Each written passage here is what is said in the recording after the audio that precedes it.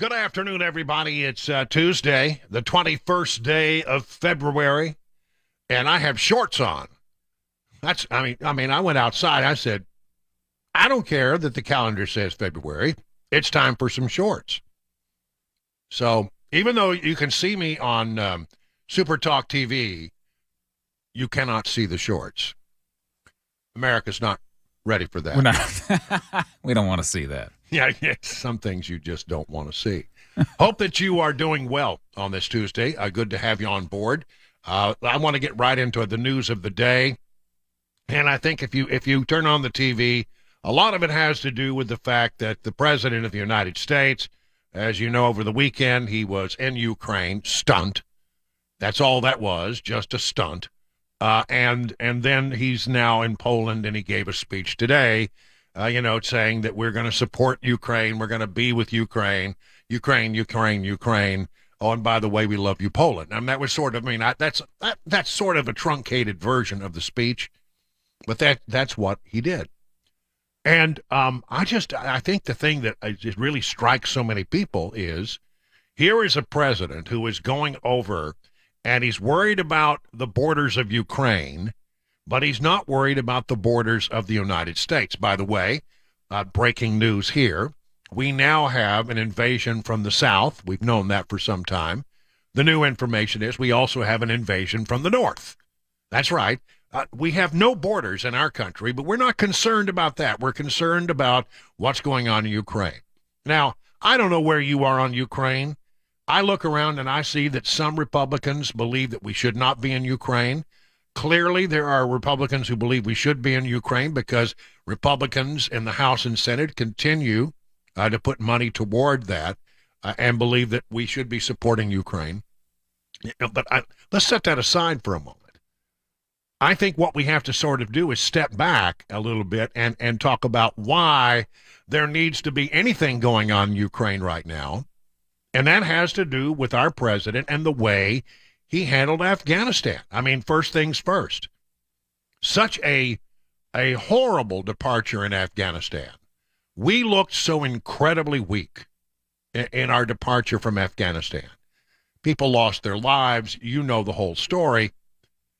And because we handled that so badly, or he handled it so badly, I think both China and Russia became emboldened. I don't think we would even have to worry about anything having to do with Ukraine if we had not handled our departure from Afghanistan so poorly. And, that's Biden. That's all Biden. Everybody told him can't do it. We need a little more time. Maybe we shouldn't do it. But he didn't want to listen to any of that. He just made the decision that he knew best. And by gosh, we were coming out of Afghanistan. And when things completely fell apart, our adversaries on the world stage looked and said, we can roll this guy. If the Taliban can roll the mighty United States, then certainly Russia can. This guy's timid. This guy doesn't want any conflict. And this guy will stand on the sidelines if we invade Ukraine. That's what was going through Putin's head the whole time. And the Chinese are over there scribbling. They're typing up memos right now. Memo to great leader. We can take these guys. I think that's sort of they still use typewriters over there. And I think they're taking notes, and they've looked and they said on the world stage, the United States is no longer anything to be feared.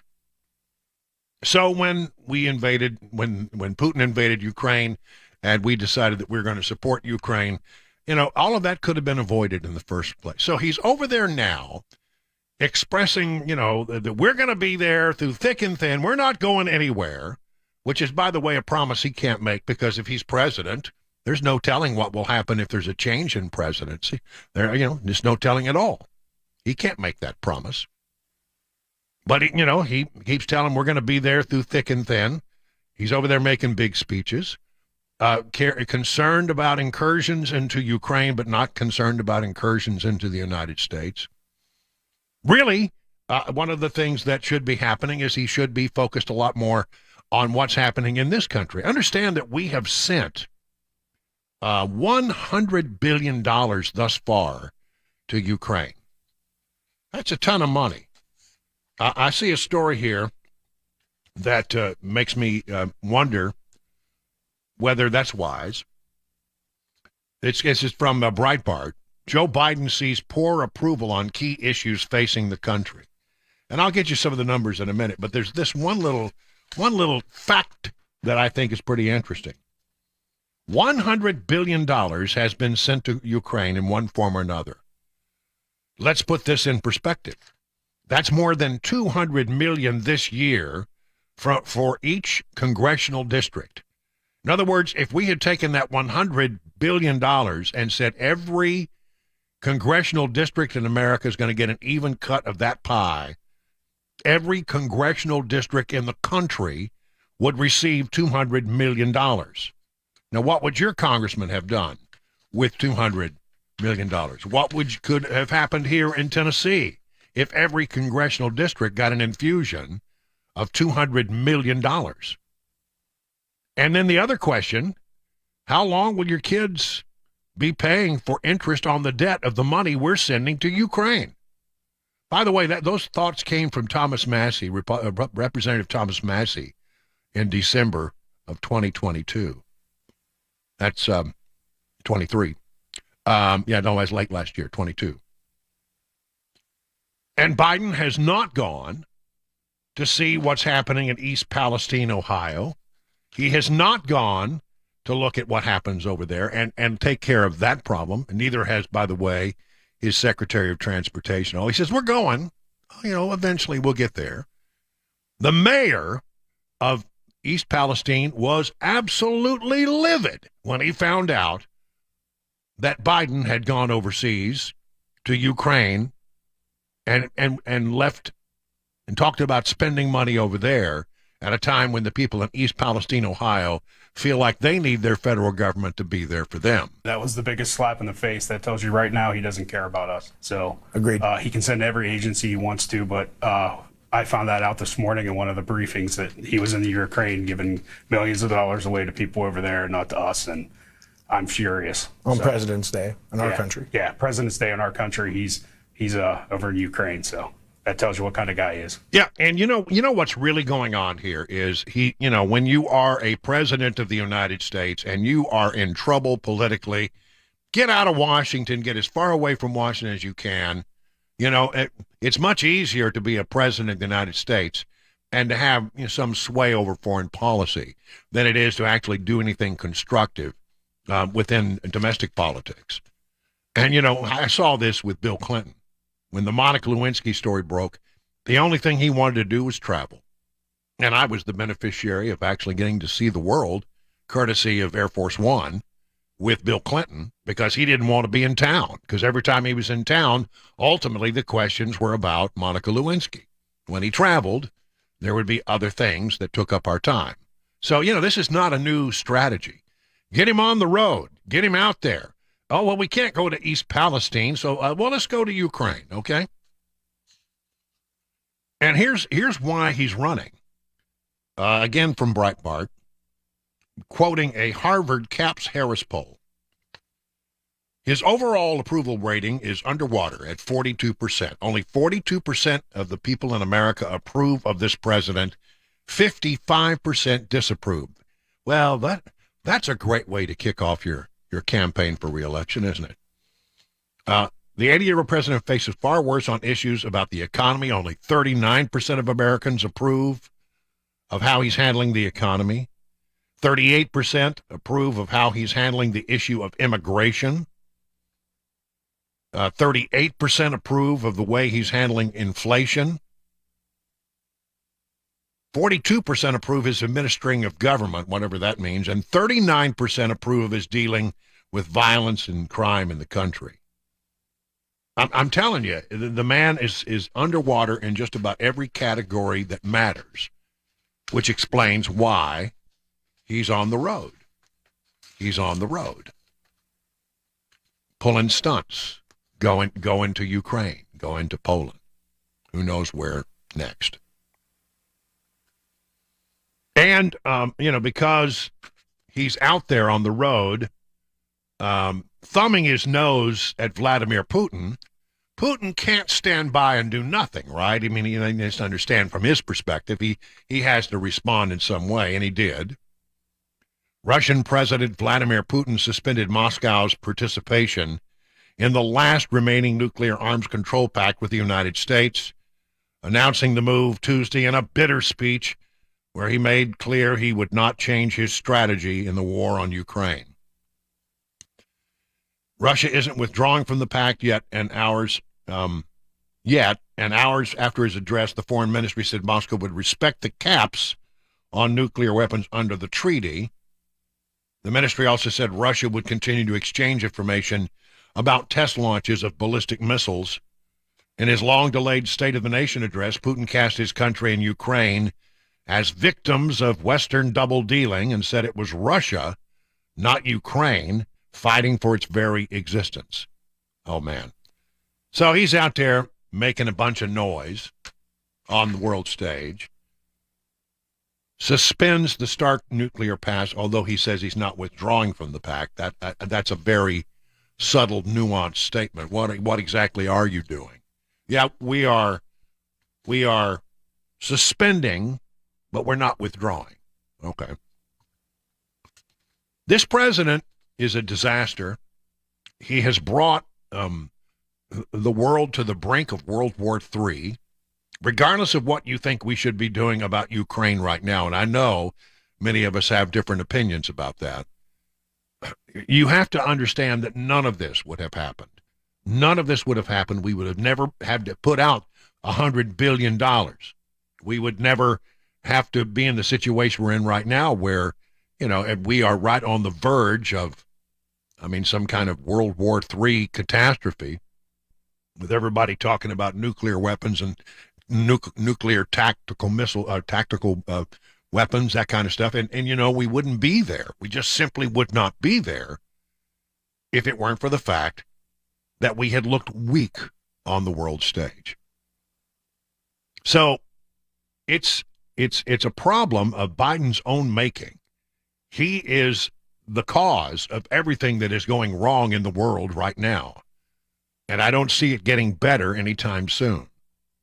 And remember why he's doing it right now, why he's traveling the world and why he's out there giving speeches on the world stage. Much easier for a president to give speeches on the world stage and look presidential than it is to be in Washington and actually do the difficult things that need to be done,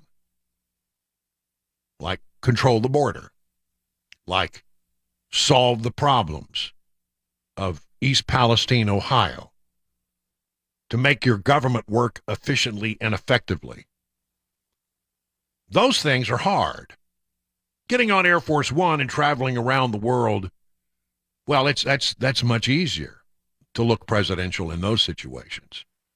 Having the White House press corps nipping at your heels is not something that looks good when you're getting ready to begin your new campaign. And apparently he is. Can you believe that? 20 minutes now past the hour of 3 o'clock on SuperTalk 99.7 WTN.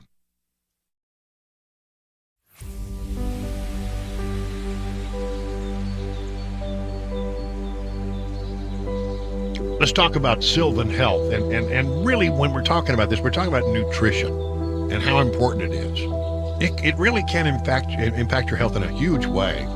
If you eat the right foods, you can actually lose weight and manage health conditions like high blood pressure, diabetes, high cholesterol. All of these directly related to the foods that you eat. This is where Sylvan Health comes in. Sylvan connects you with a registered dietitian to help put together a nutrition plan for you without forcing you to cut out all the foods you love. Your dietitian will provide meal plans, shopping lists, restaurant guides, because a few small tweaks to your diet can go a very long way.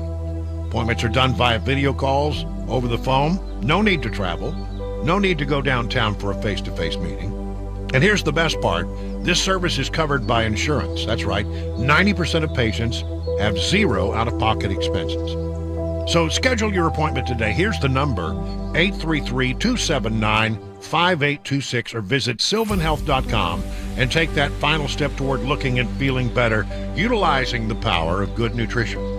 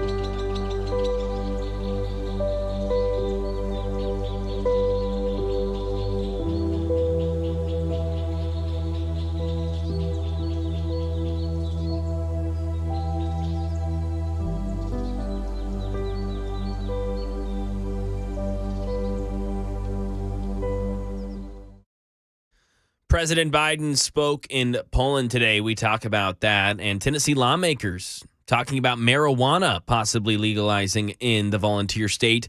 And some news concerning a legendary rock and roll band that's coming to Music City. That and more, 3:30 right here, Super Talk 99.7 WTN. 24 minutes past the hour of 3 o'clock. Hey, good afternoon. It's Brian Wilson. We got Mac Morey in the newsroom. We got Chris Weber in the control room pushing all the blinky buttons. My thanks to Matt Murphy for filling in for me in my absence while I took a couple of days off. And they were days well spent. Man, you should have seen the chores I got accomplished around the house. I took a trailer load full of those chores to the dump today. Oh, really? That's a good feeling. I was going to say, you actually did the chores, did you? Yeah, I actually know. Yeah, I did, and Wow. And I'm paying for it too. But the guy down at the dump at the recycling center here in lovely bucolic Watertown said, it's a little early for spring cleaning, but it seems like a lot of people sure are. Oh, So I guess well, a lot I guess of he people would know, wouldn't he? Yeah, I guess he's the guy who knows about that kind of stuff. Well, with this weather, it doesn't feel too early. It's strange. That's true. No, it's weird. After that really cold snap that we had, which I think it's done in about half of the shrubbery in my house. I'm gonna have to have a lot of this stuff replaced. A lot of it's going to survive, but a lot of it's not going to survive. So after all that, and then now we have this sort of early spring. I fear, with the buds about to pop and everything. I think we'll probably get one more cold snap before it's over. Yeah. I'm wearing shorts in February. That's not right. Yeah. And it actually, many people would say, I've seen you in shorts, and that's not right either. On many levels, yeah. On many levels, it's not right. I promise you that. But again, thanks to Matt for filling in. Greatly appreciate that. Glad to be back in the saddle after a couple of days off. Okay. I guess we'll start out by going to the swamp. We're going to make this a twofer here. This story, it's not the end-all and be-all of stuff, but it just tells you a little bit about how entitled people get in Washington, D.C., and how they get corrupted by the positions that they hold. This is a great story. It has to do with FBI Director Christopher Wray, and we all have some issues, I think, with Christopher Wray about how the FBI has been managed and how it has been operating, and how it's been trying to be a political player when it really is not supposed to have its thumb on the scale at all when it comes to politics. But this is just old-fashioned, an example of old-fashioned greed. Christopher Wray has a jet available to him at the FBI. It's a $60 million Gulfstream 550 jet.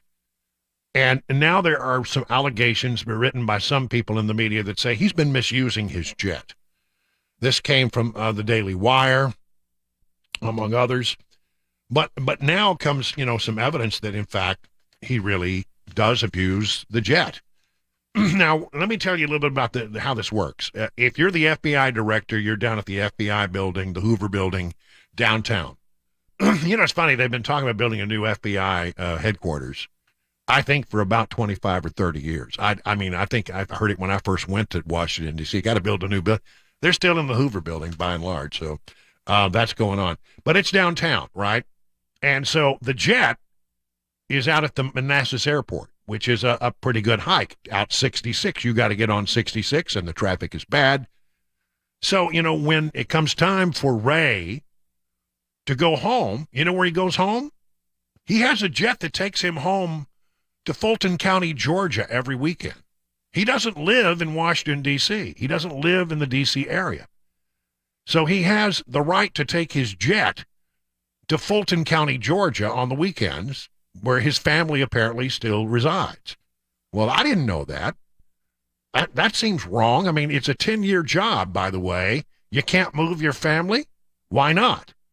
What's that all about?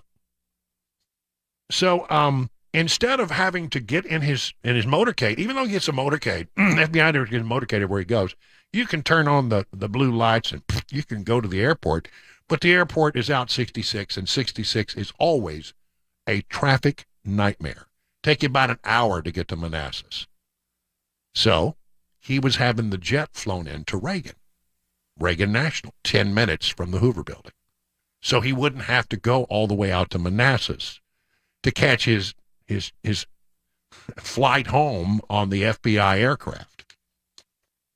Let me tell you what that cost. It's about 40 miles closer to him. It would take about an hour to drive it. The shorter drive takes less than 10 minutes.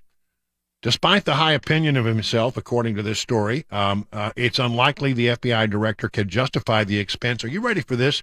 Of $2,500 in runway fees.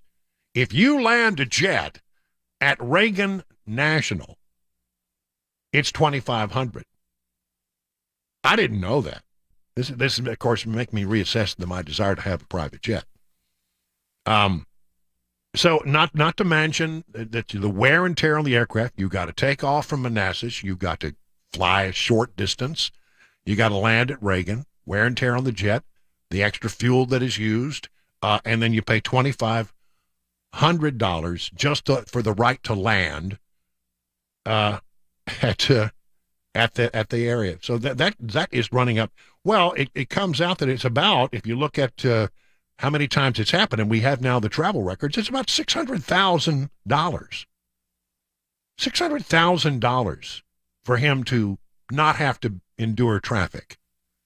He only makes $172,000 a year. But of course, when you have accoutrements like a jet that takes you anywhere you want to go, I guess that's 172 is not your true salary. So this is a perfect example of the excesses at Washington. A guy who has a 10-year job, should be in D.C., still lives in Georgia. He doesn't want to drive 60 minutes in heavy traffic, so he has the jet come pick him up, and it cost over 3 years about $600,000 for him. And then that's probably not even a real accurate accounting. It's probably more than that. Welcome to the swamp. 31 minutes now past the hour of 3 o'clock on SuperTalk 99.7 WTN.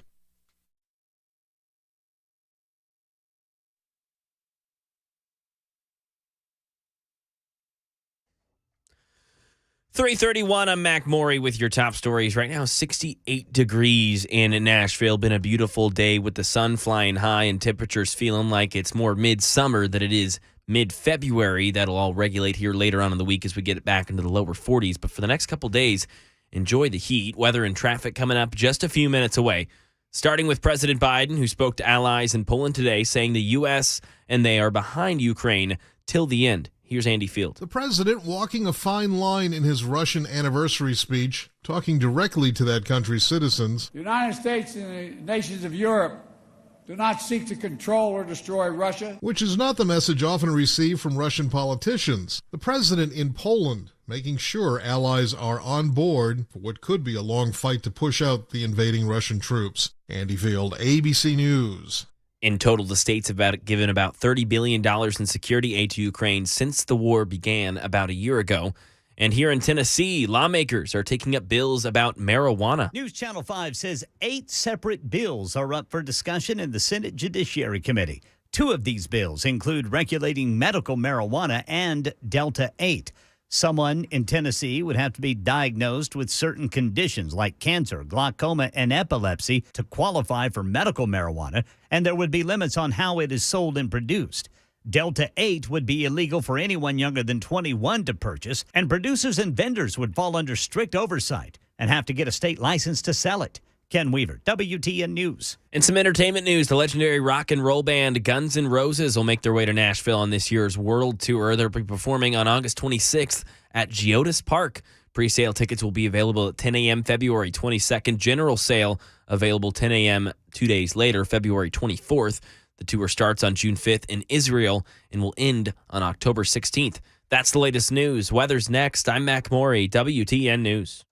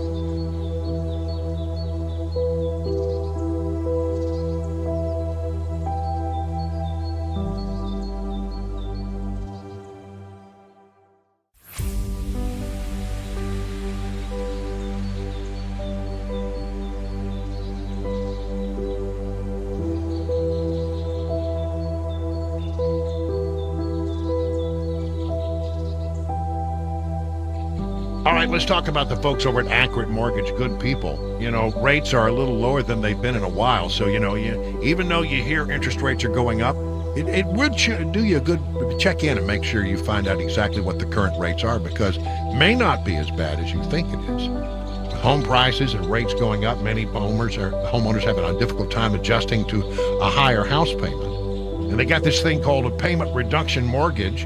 Here's how it works. A fixed-rate payment reduction mortgage lets buyers enjoy reduced payments during the first 3 years of owning their new home and gives them the flexibility to grow into their payments. It's a fixed-rate mortgage, not an adjustable rate. Well, but this is the deal. You know, sellers love the payment reduction mortgage because it helps them sell their home while avoiding major price reductions.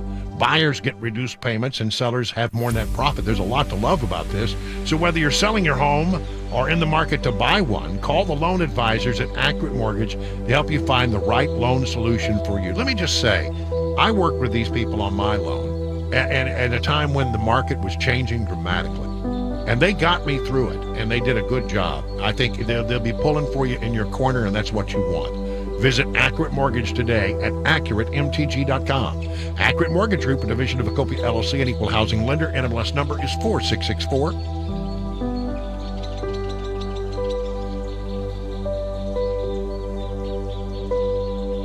Hi, I'm Paul Winkler. I've been teaching investing on Nashville airwaves for over 20 years with the Investor Coaching Show. And in that time, I taught a lot about how markets work and how we invest money and academic principles of investing money. But I've also talked an awful lot about how to avoid the mistakes that people often make with their money. Think about it. A lot of people sold out of the market at the worst time when COVID struck, or when TARP happened, the Troubled Asset Relief Program, or gold, they invested in that at the worst time. Bailing out of the market because they were worried about Y2K or 9/11 or jumping into energy stocks or jumping into cryptocurrency.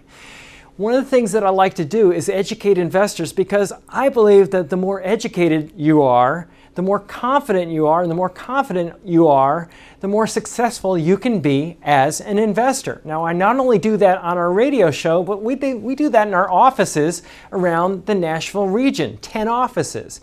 To learn more about our approach to investing and financial planning, go to paulwinkler.com and set up a free 15-minute phone call. Or you can call 615-851-1950.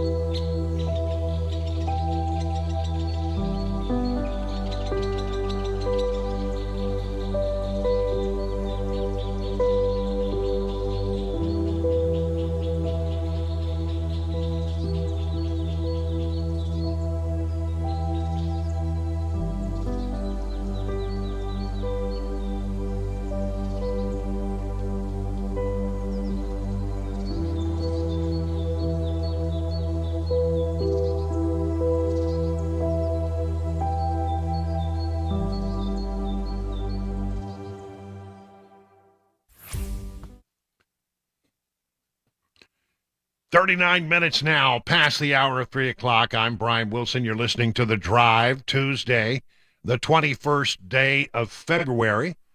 And we're so glad that you're with us here on The Drive as we try to bring you news and information you can use on this. It's sort of a beautiful day for February. I have to give it that. Really nice.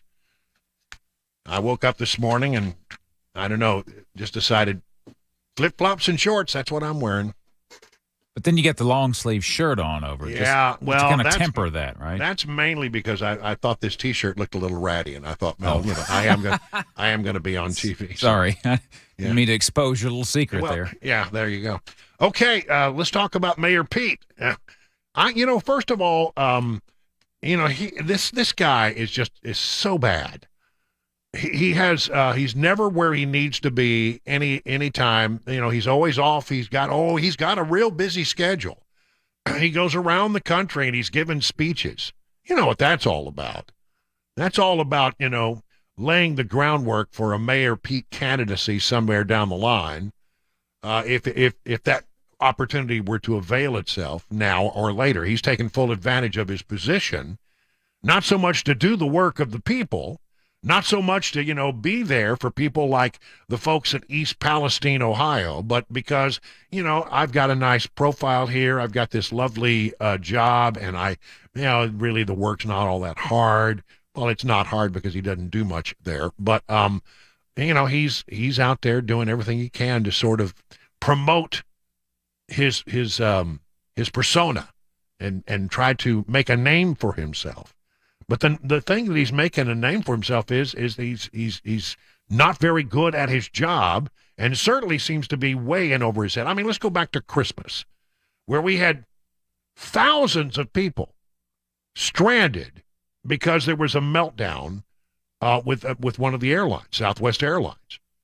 Where was he? The guy's takes weeks and weeks and weeks off for paternity leave. And he's not around. He travels all over the country giving speeches, but when you really need him to be there, when you really need to show up, in places like East Palestine, Ohio, where there's been a horrible train derailment, he seems to be too busy to go. Well, I can't be bothered. But, if you keep harping on him enough, he says he'll go. And so he says he is going to go. When? I don't know. When the time is right, he says. By the way, here, this from Fox News, another train derails in the Midwest late Monday night in Gothenburg, Nebraska. Now, a lot of people will look at it and say, what's going on with all these train derailments? Well, you know what? There are train derailments every day in America. There are about on average 3 a day, maybe more, depending on which statistic you look at. So the train derailments are not uncommon. I think it may be one of the questions I would ask is, why there's so many train derailments? What happens across America that many trains derail on a given day? And by some estimates, around 1,700 a year. Some people say it's 1,000. I've seen other statistics say it's 1,700. One way or the other, there's a lot of train derailments going on in America. So, don't look that it's some grand conspiracy. We just have a lot of train derailments, and I think that's a question to ask the Secretary of Transportation. Why do we have so many? What's going on? I think I know the answer. I think that they don't require the railroad companies and to keep their rail systems up like they should. And it's usually almost always a rail failure in most of these cases. But he's asked on the Sunday talk shows, hey, when are you going to go? And here was his answer, which is completely unsatisfactory. The administration has come under some fire for its response. The mayor of East Palestine has said it took nearly 2 weeks for the White House to contact him. There were shouts of "Where's Pete Buttigieg?" at a town hall meeting last week. What's your response to that? When are you going to go to East Palestine? Well, I am planning to go, and our folks were on the ground from the first hours. I do want to stress that the NTSB needs to be able to do its work independently. But when I go, the focus is going to be on action. Look, I was mayor of my hometown for 8 years. We dealt with a lot of disasters, natural and human. There were disasters in South Bend, Indiana. Can somebody remind me what they were? Because I don't remember. I don't seem to recall a great number of human disasters or natural disasters in South Bend, Indiana. But I'm sure, that there's something I've overlooked. Do you remember, Chris? I mean, in fact, I can't remember anything that ever happened in South Bend, Indiana. Maybe a Fighting Irish loss. Yeah, that was tough on them. I don't know. I guess maybe that would be hard on them. I understand why. South Bend, Indiana. We've got all kinds. Well, first of all, let me sort of let's go through this again. The administration has come under some fire for its response. The mayor of East Palestine has said it took nearly 2 weeks for the White House to contact him. There were shouts of "Where's Pete Buttigieg?" at a town hall meeting last week. What's your response to that? When are you going to go to East Palestine? Well, I am planning to go, and our folks were on the ground from the first hours. I do want to stress that the NTSB needs to be able to do its work independently. Well, there is nothing about the NTSB being able to conduct its investigation that would preclude a visit by the Secretary of Transportation. I mean, the NTSB is an independent agency of the U.S. government. They come, and they're not really, they don't answer to administrations. They just basically are a sort of standalone, they're sort of an interesting, actually, governmental entity in that they have assembled some of the best minds in the world. I mean, the people who do this stuff for the NTSB are the best in the world. When there's a transportation disaster anywhere in the world, they call up the NTSB and say, you're the acknowledged masters of this. Can you come give us assistance? I mean, so there's nothing about the NTSB and its independent agency that would preclude a visit. So that's, I don't know what he's talking about there. Is it like you're going to intimidate the NTSB because you, Pete Buttigieg, are the Secretary of Transportation? You came to look things over and to get the lay of the land, and somehow you feel like the NTSB would be somehow threatened by you, intimidated by you. I don't understand. I don't understand what kind of impact he thinks that would have on the NTSB. They're just going about doing their job. And then believe me, they'll get the answers as to what happened here because they're that good. So I don't understand that part at all. Needs to be able to do its work independently. Okay. But when I go, the focus is going to be on action. Action. Oh.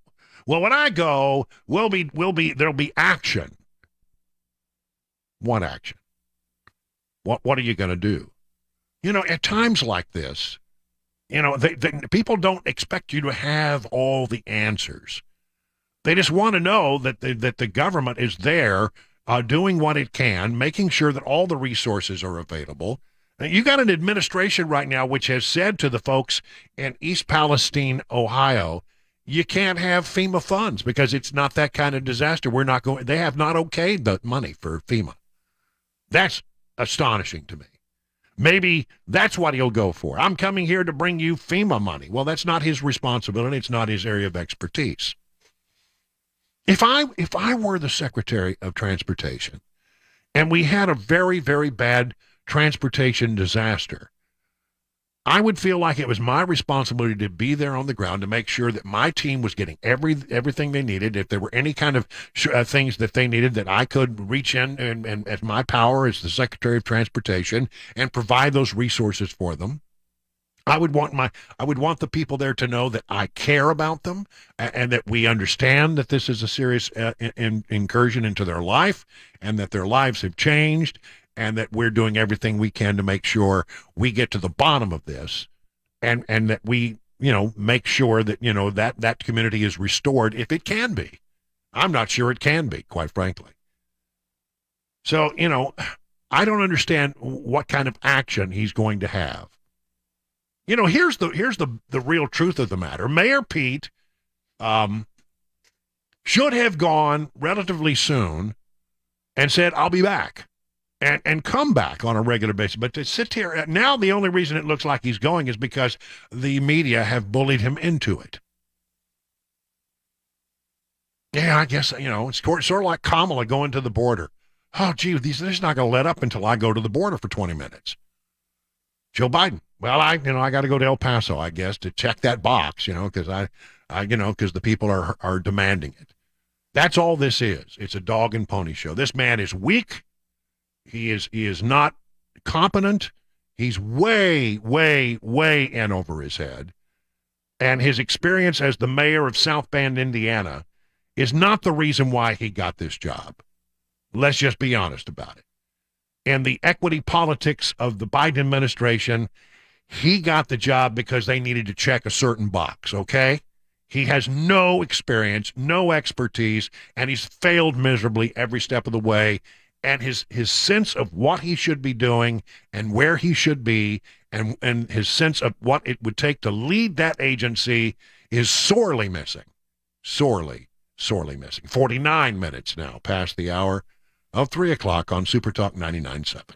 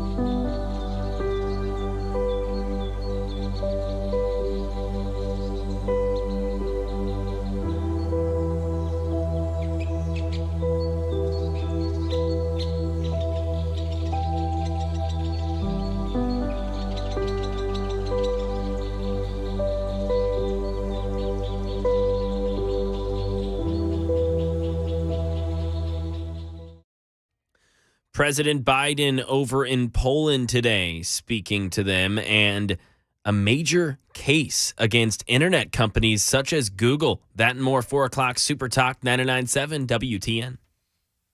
It is 56 minutes now past the hour of 3 o'clock on Super Talk 99.7. Hope you're getting home safely. I'm Brian Wilson, and you are listening to The Drive. Let's go through the numbers here very quickly.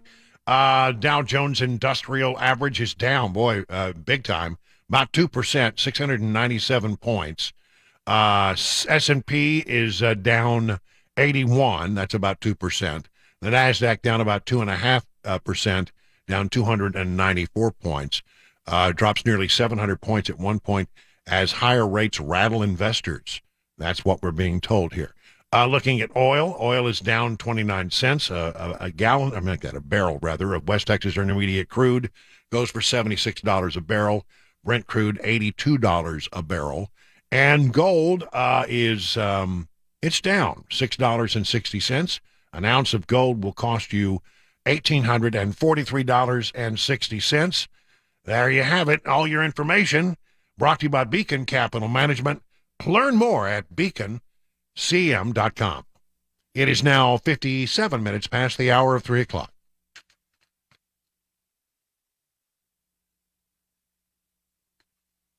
All right, let's talk about Busy Bee HVAC. This has been a perfect example of what I'm talking about. Some days this time of year, you need your heater.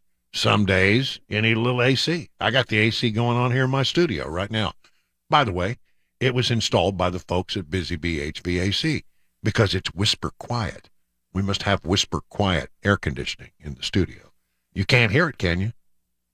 No, you can't. That's because it was installed by people who know what they're doing. Let me tell you, if you need a replacement on your HVAC or your plumbing systems, you're never going to find a better value, and you can get 12 months same as cash with approved credit. And you might want to become a member of the Beehive Club. I certainly am. I think it's a great idea. You get 3 thorough maintenance services on your systems, one aimed at heating, one aimed at cooling, one aimed at plumbing. No overtime charges 24/7, 10% off all repairs, and convenient Saturday availability for those maintenance calls. Busy Bee Plumbing, Heating, and Cooling, your official Rude Pro partner. For satisfaction guaranteed, call Busy Bee Plumbing, Heating, and Cooling. Here's the number, 615-775-7833, or online at busybeehvac.com.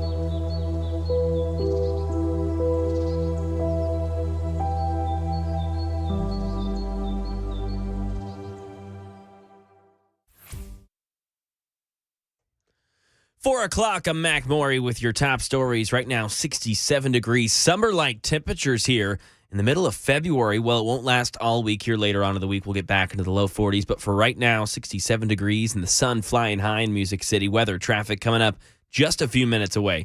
Starting with President Biden, who made one of his strongest statements of support for Ukraine nearly 1 year after Russia's invasion. He spoke to allies in Poland today, saying the U.S. and they are behind Ukraine till the end. Andy Field. For as long as it takes. That was the message President Biden delivered to Vladimir Putin, saying the U.S. and allies will not abandon the Ukrainians. Ukraine will never be a victory for Russia. Never. But the president faces growing Republican opposition back home, members who may stop writing those checks for billions to help Ukraine keep fighting the Russian invasion. Between January 24th, 2022 and November 20th, 2022, the United States provided around 47.8 billion euros of aid to the war effort in Ukraine. And for nearly 30 years, internet companies like Google have enjoyed protections under Section 230 of the Communications Decency Act. But there's a major case being argued at the U.S. Supreme Court today challenging the scope of the legal immunity. Faith Abube is in Washington. She has some details. Lawyers fighting against Google essentially argue to the court that the fact that social media and internet companies use algorithms to recommend content to users means they bear some responsibility if that content causes harm. But several of the justices, including Clarence Thomas, seemed skeptical. I don't understand how a neutral suggestion about something that you've expressed an interest in is aiding and abetting. A decision in the landmark case is expected in June. If the justices agree with the plaintiff, the family of the lone American killed in the Paris terror attack plans to sue Google for highlighting content that radicalizes terrorists. In an update on a story from yesterday, a teen from Middle Tennessee was injured in a car crash in St. Louis while she was there for a volleyball match, and we now know more about the results from that crash. 16-year-old Janae Edmondson was hit while walking to her hotel with her family, and because of that, has had both legs amputated now. The car ran a yield sign while going 20 miles an hour over the speed limit, then hit another vehicle that ended up colliding into Edmondson. She was a three-sport athlete. She had committed to playing college volleyball next year, and a GoFundMe has now been set up for Edmondson. And dozens of alleged Johns and sex traffickers are under arrest in San Diego after a large-scale takedown that found child victims. Alex Stone. I've got a little kid that lives here. Operation Better Pathways heard in police surveillance recordings going after sex trafficking in San Diego. Police say the youngest victim rescued was 13 years old and included 16-year-old runaways from Arizona. They're alleged traffickers accused of forcing them into sex work at gunpoint. San Diego Mayor Todd Gloria on the youngest victims rescued. A middle school-aged child. Think about that. Police are critical of a new California law allowing loitering for the purposes of prostitution that they say sex traffickers are using to their benefit. And that is the latest news. Weather's next. I'm Mac Morey, WTN News.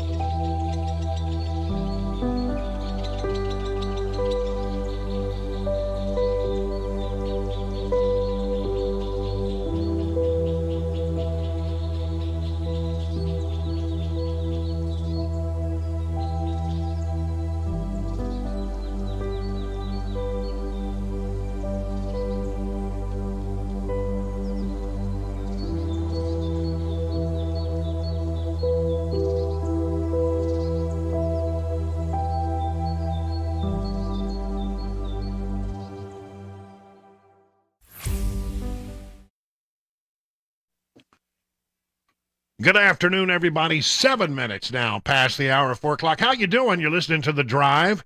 Well, listen, you can listen to us on the radio or on our app or, all the other ways that you could find us are still good. But you can watch us on SuperTalk TV, on Facebook, Twitter, YouTube, and the ever-popular Twitch. We like the Twitch. We don't know what it is, but we like it. And so we'd love for you to watch. Today, if you watch, you will notice that there's been a rearranging of the studio. I did notice, yeah. Yeah, it's sort of a more office-y kind of place. Yeah. But Larry Goatland, I can't do this reverse. That way. Yeah. He's that way. Yeah, Larry Goatland over there. He's still very prominently displayed. My metallic, anatomically correct goat. Got to have him. Yeah. So, listen, again, we love that you're watching. I'd like right now, I'd like to see this get up like 100, 150, 200 people checking us out. Why can't we? And I'd like your feedback. If you say, Wilson, you need to dress better, or what's up with that hippie that you have for a producer? Hey. I mean, the guy needs a haircut. Whatever it is, we'd love to have your input. We'd love to have you be watching. And, I think you might like it. The other thing I want to tell you about the TV thing, because so many times we would get people who would call and they'd say, I'd like to listen to the show when I can't be there. I'd like to catch up on what you did. And now we did segments, but we never did the entire show. Mm-hmm. But now once we sign off, that show is there for your review. Yep, you can go back and watch or just listen to the entire thing. That's right, and so it's a great way to catch something you might have missed. Okay, so there you have it. Well, we're on our way. People are now getting on right now in large numbers. I see the numbers going up dramatically.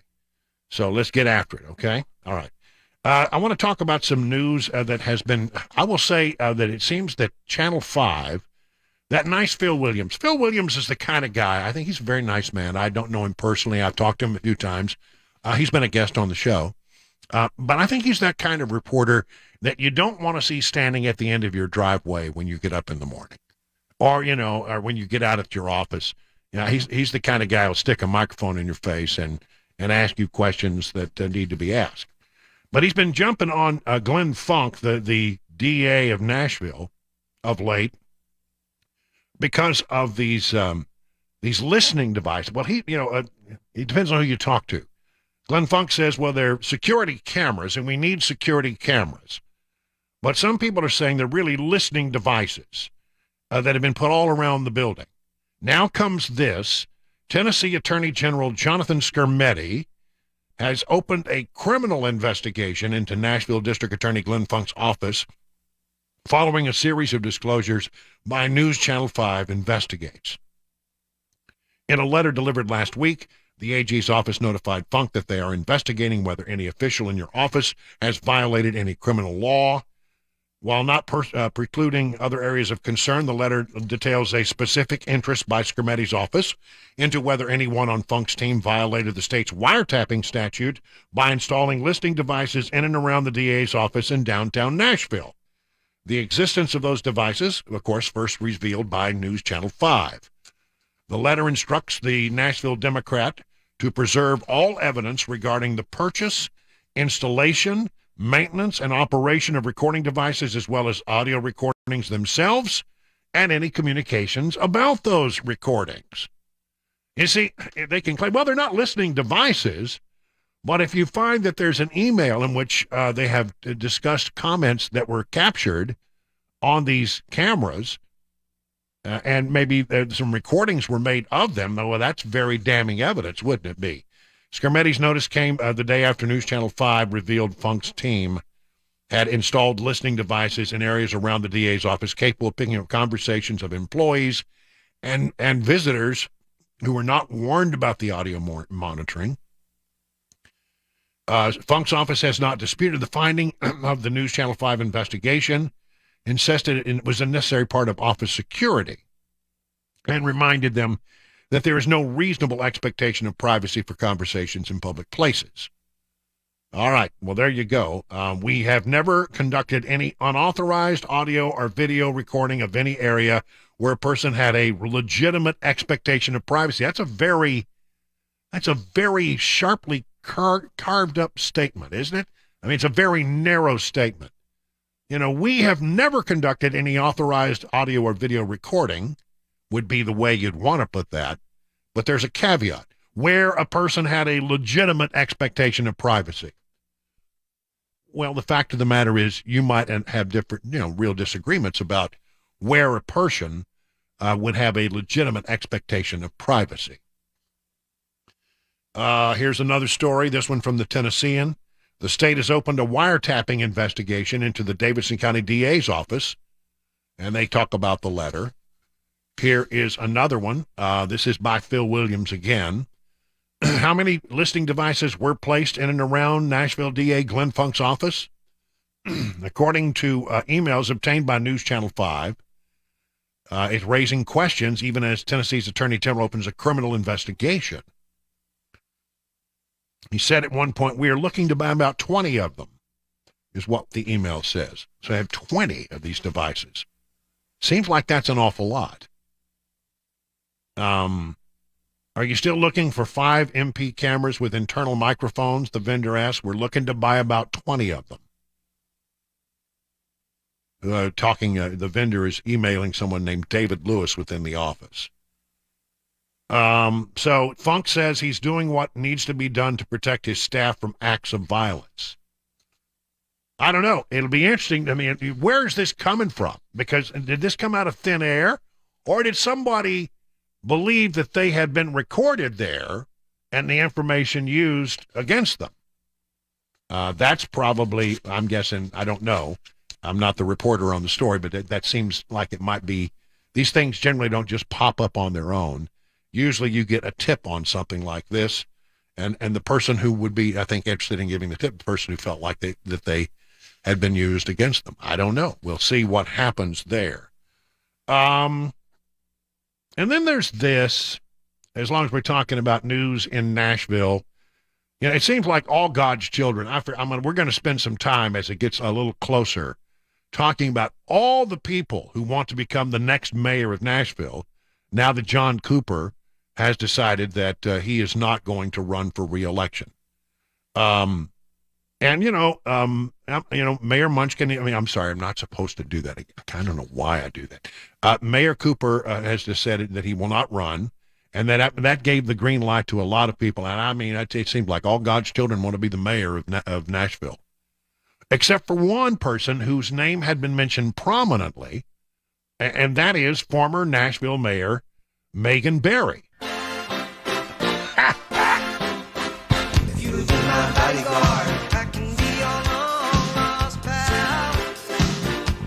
She has apparently decided that she is going to bow out and not try this again, right?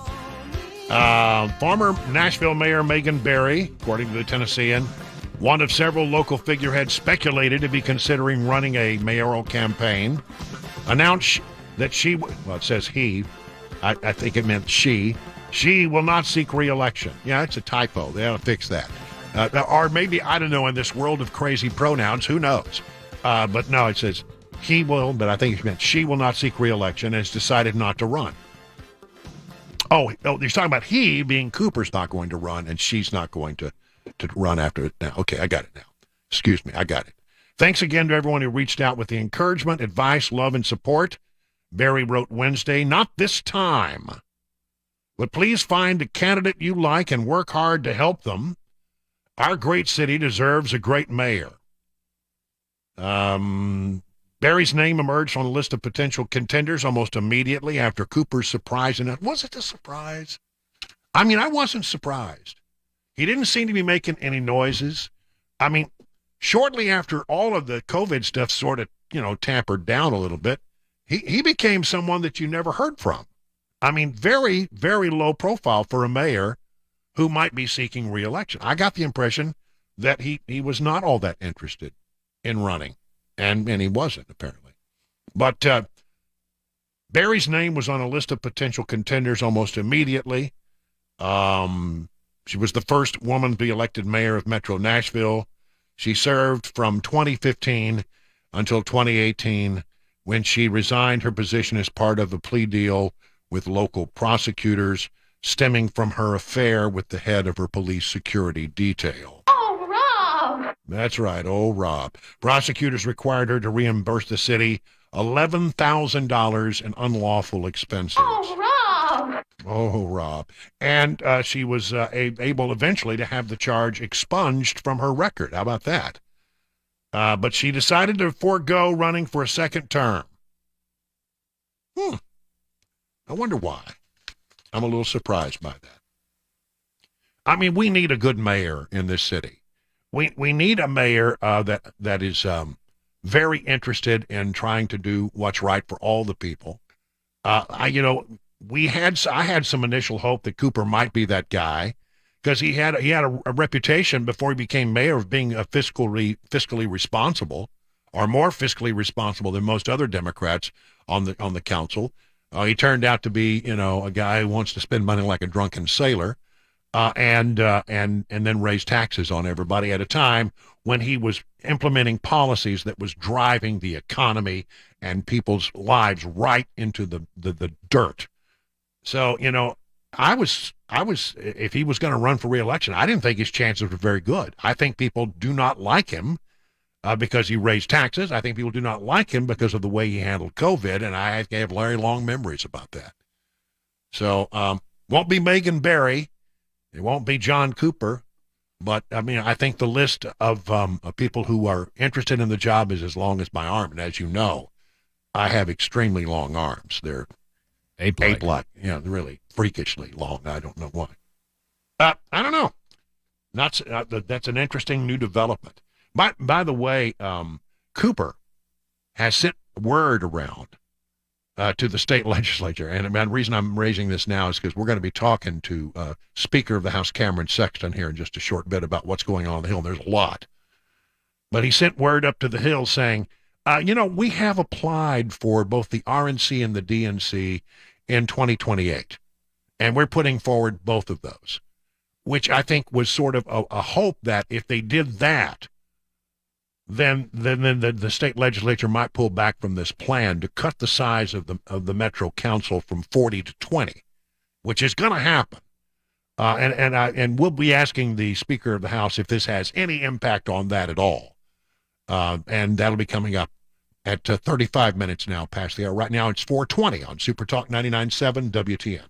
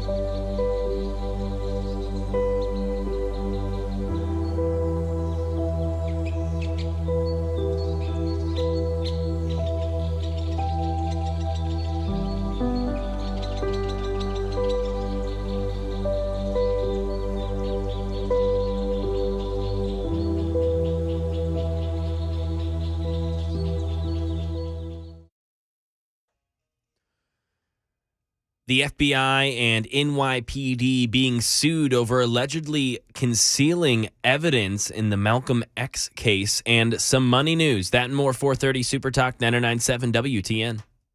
All right, thank you, Mike Morey. And again, coming up at 35 minutes after the hour, we'll be talking to the Speaker of the Tennessee House, Cameron Sexton. There's a crap load of stuff going on up there right now, starting to get to the time of a session where things really start to break. Things really start to happen. We'll get an update on some of the things that are happening that will have an impact on your life as they will become laws in the state of Tennessee. All right, here we go. The economy. Retailers to shut down over 800 big box stores because of inflation, anemic sales, and interest rates. It's creating what they call the perfect storm to take out the big box stores. There may not be a time in the near future where you have the big box stores that you have today. The retail world continues a downward spiral, according to RedState.com, as holiday sales failed to meet expectations and wary consumers were keeping their wallets in their pockets due to rampant inflation and soaring interest rates. 22 Christmas holiday sales did increase from the prior year. It's just that expectations were primed for it to be much higher than was expected. The end result is over 800 big box stores are slated to shut down across the country this year. You ready? Some of these names: Bed Bath & Beyond. I think they've been on life support for some time now. Walmart, Gap, Party City are among the big names will be downsizing. Bed Bath & Beyond, which narrowly escaped bankruptcy proceedings earlier this month, is the biggest loser, aiming to cut its number of stores to 480. It once had over 1,500 locations around the country. At least 416 stores have been identified for closure, along with all 65 locations in Canada. 35 of these will be in California alone. So there you have it. Home Goods outlet Tuesday morning, I've seen them around, will close 265 stores. Macy's, Big Lots, JCPenney's, even Amazon Fresh grocery stores have plans to shutter some locations. What's going on? According to the Red State story, the shopping sealer reflects the challenges ahead as Americans continue to pay higher prices for grocery, housing, and more month to month after they're racking up credit card balances, spending down savings, and having fewer dollars for discretionary spending. So there you have it. A lot of the big box stores near you may be coming to a close as a result of what many people say is a recession that we're either in or about to enter. Household debt skyrockets to the highest level since 2008. The average household owed a total of $142,860 at the end of 2022. I think that's probably mortgage debt and everything added together. It's the highest it's been since the 2008 crisis, as mortgages surged amid high inflation, rising interest. The findings show that household debt, which increased by $320 billion in the final 3 months of 22, hit a 15-year high of $17 trillion nationwide. On average, a typical household owned about $142,680 at the end of the year. See, that's not a good sign. That's not a good sign. People are running. If you can't make ends meet, and this is the Biden economy. Thank you very much. Inflation is still a problem. Inflation's down over what it was. Yeah, it was at 9%, and now it's what, 5, 6%, 7%, something like that. Well, that's still a lot of inflation, and it just goes up and up and up and up. And the cost of your goods, since Joe Biden raised his hand and took the oath of office, continues to skyrocket. The policies of this administration are responsible for the state of our economy and the fact that people, even though they may be making a little more, they're not keeping up with the rate of inflation. And if they can't make ends meet, and it comes down to putting food on the table or going hungry, guess what they do? They put it on their credit card. That's what's happening. A lot of this stuff is just trying to stay afloat in a bad economy, and by doing so, you're racking up a lot of credit card debt, which just drives you into real serious bad economic territory. So again, wish I had better news for you. I don't see anything happening. They're talking about having to continue to keep interest rates high because the economy is still sort of superheated. So it doesn't look like we're going to get a break on that from the Fed. And again, they have to sort of kill the economy in order to fix the economy. The interest rates are bad. It drives business into the dirt. It drives you into the dirt if you've got high interest loans. And at the end of the day, though it's better, they think, to have the problem with higher interest rates than to have the problem with high inflation. So you can't fix it without killing off the economy to some degree, and these are bumpy days ahead. Again, who do we blame for that? Seemed like things were pretty good under the other administration. Seemed like the last president we had, we didn't have these problems, but we certainly have them in spades now. It is 30 minutes past the hour of 4 o'clock on SuperTalk 99.7 WTN.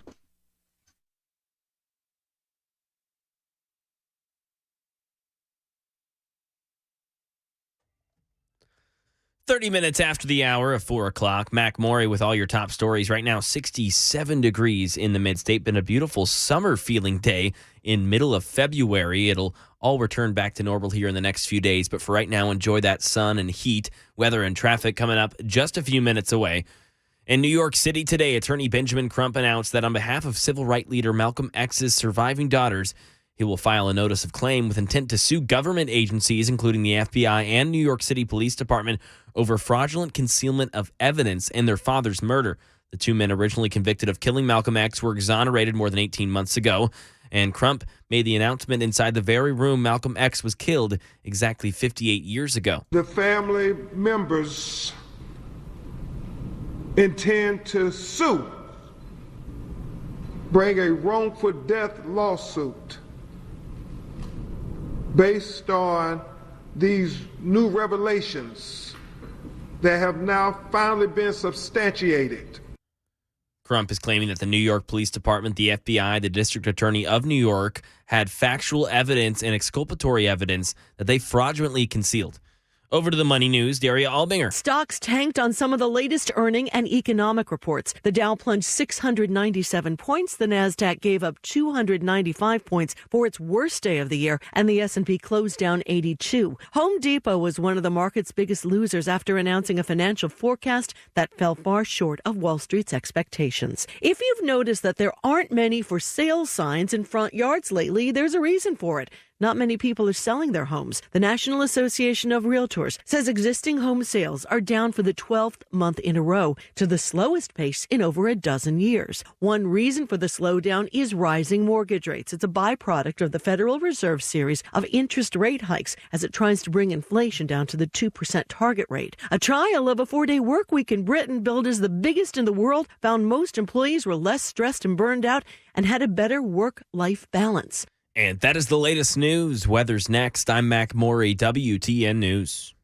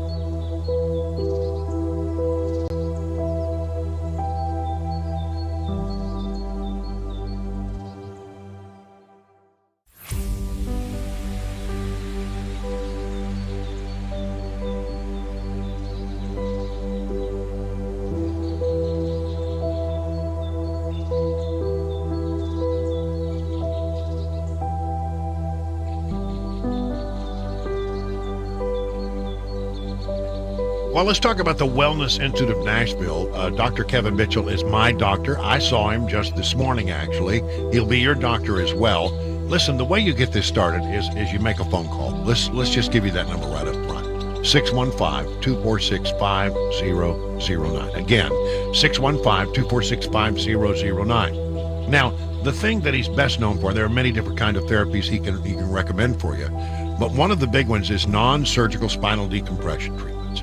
I went through a couple of them this morning, one for my neck, one for my back, and I'm telling you, it's helping me a lot. And if you thought, well, I'd like to try that, well, now, if for the days that are left in this month, you can get half price off all salt non-surgical spinal decompression treatments. What a deal that is.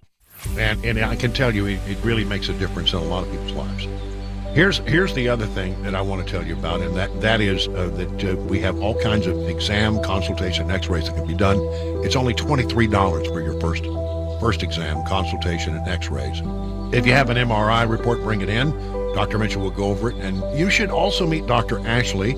She brings a repertoire of knowledge, including nutrition. She's an expert on cold lasers, stress reduction, and she also understands completely non-surgical spinal decompression. 615-246-5009. Learn more at painisbad.com.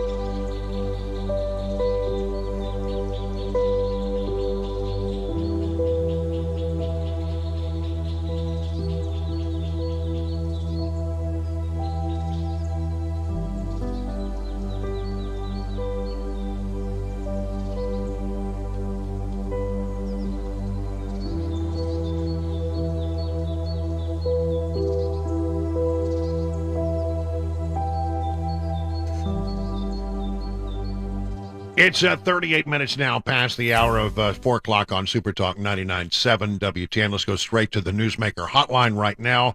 Joining us now is the Speaker of the Tennessee House, Cameron Sexton. Mr. Speaker, always a pleasure to have you on the show. And it's a busy time up on our Capitol Hill here in Tennessee. Thank you for joining us. Yeah, thank you for having me, Brian. It was a nice day outside. I got outside for about a couple minutes. So. Yeah, that's good. And we all would have taken advantage of that. All right, well, where do we start? I mean, I heard we were just talking a little while ago about Mayor John Cooper and how he apparently sent word up to the Hill, I am told, that we're gonna make an application in Nashville for the 2028 RNC and DNC convention. We're gonna bid on both of them, and many people thought, well, what they're trying to do is they're trying to make nice now, because the state legislature is poised to take, I don't know, the size of the council and cut it basically from 40 to somewhere around 20.